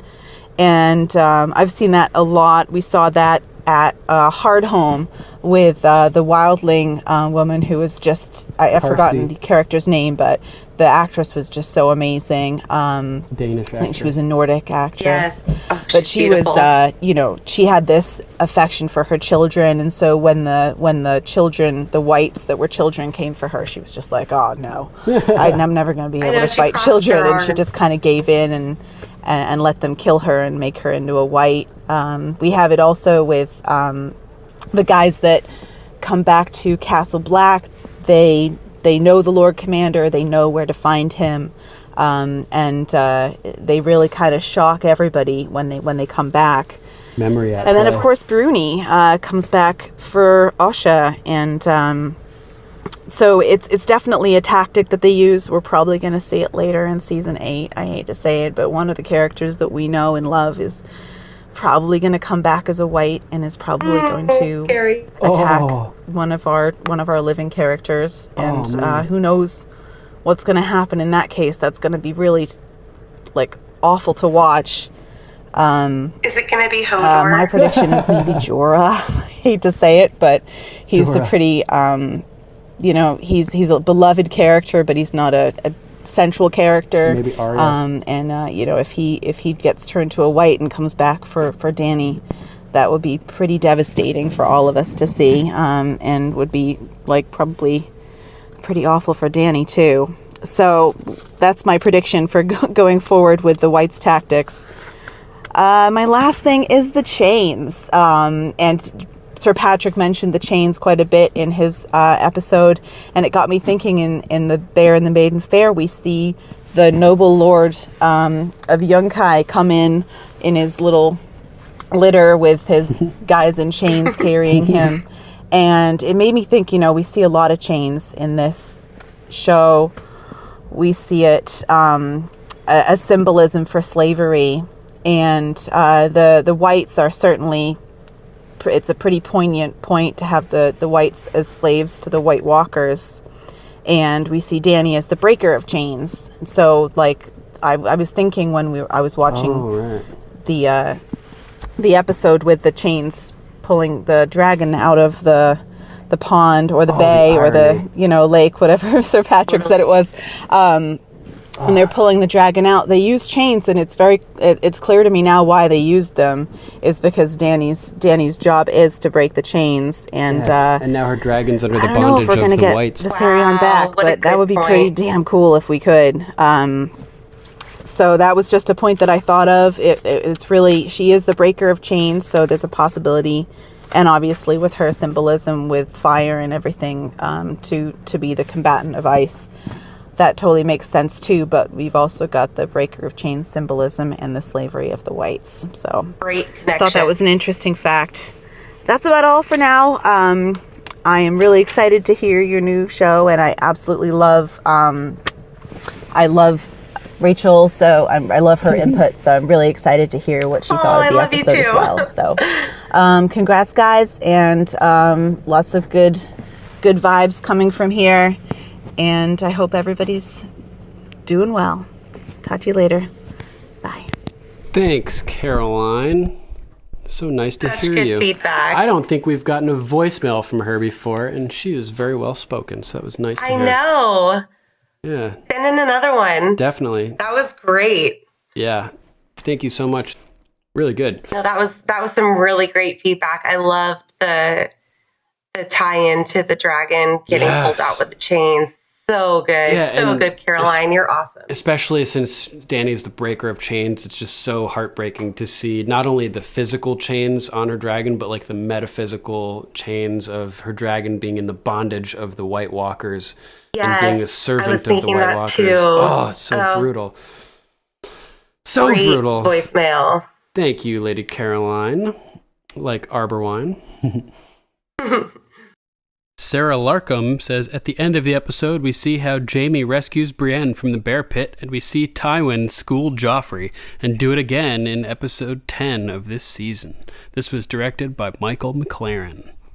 Thanks, Lady Sarah.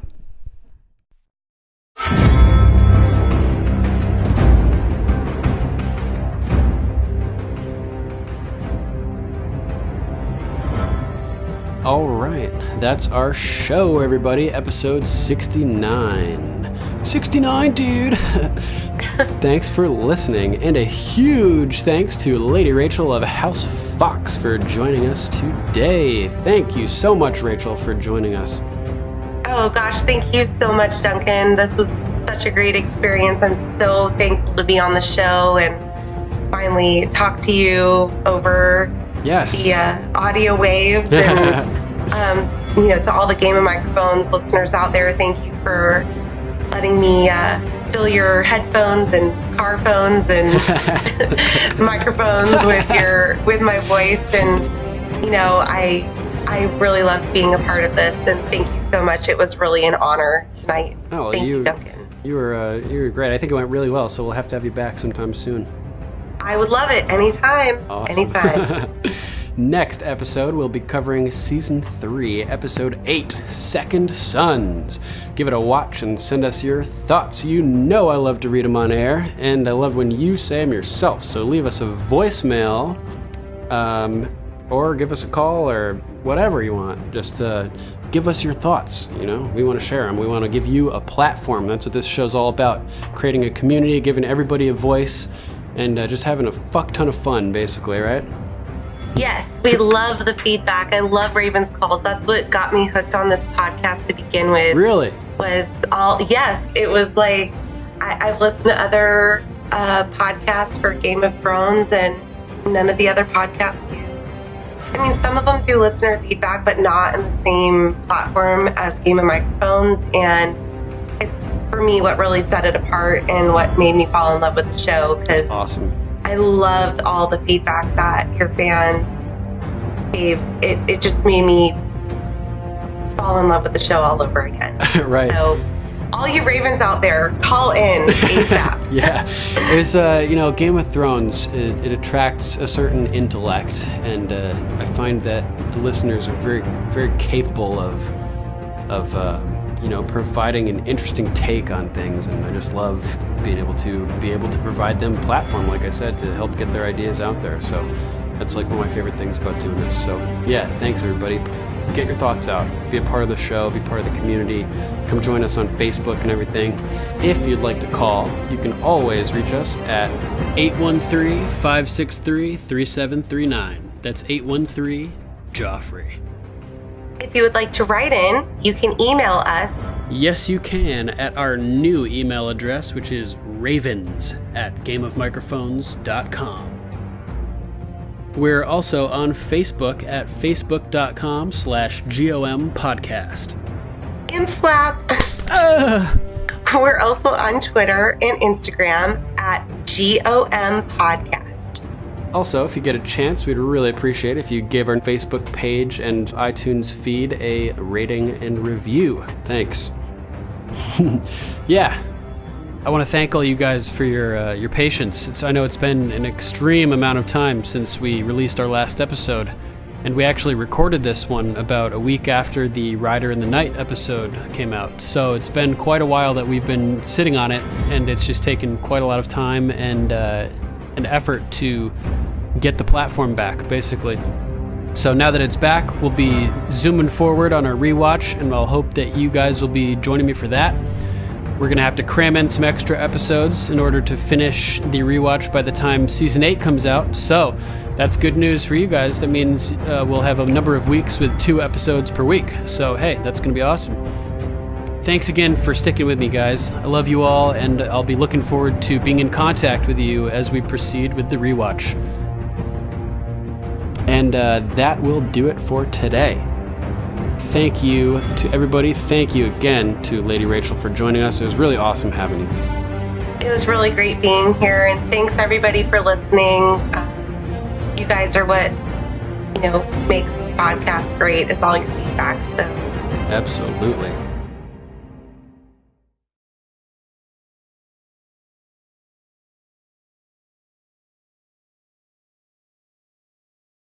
Cersei, the mountain.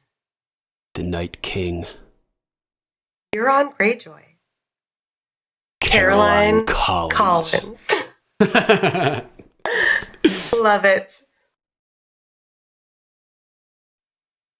Whoop, lost my headphones. Uh-oh. I found them. Sorry. Yeah, she calls herself Shay the Funny Whore, and I was like, I don't know if funny is the word I would use as a descriptor. You're like an annoying whore, but okay.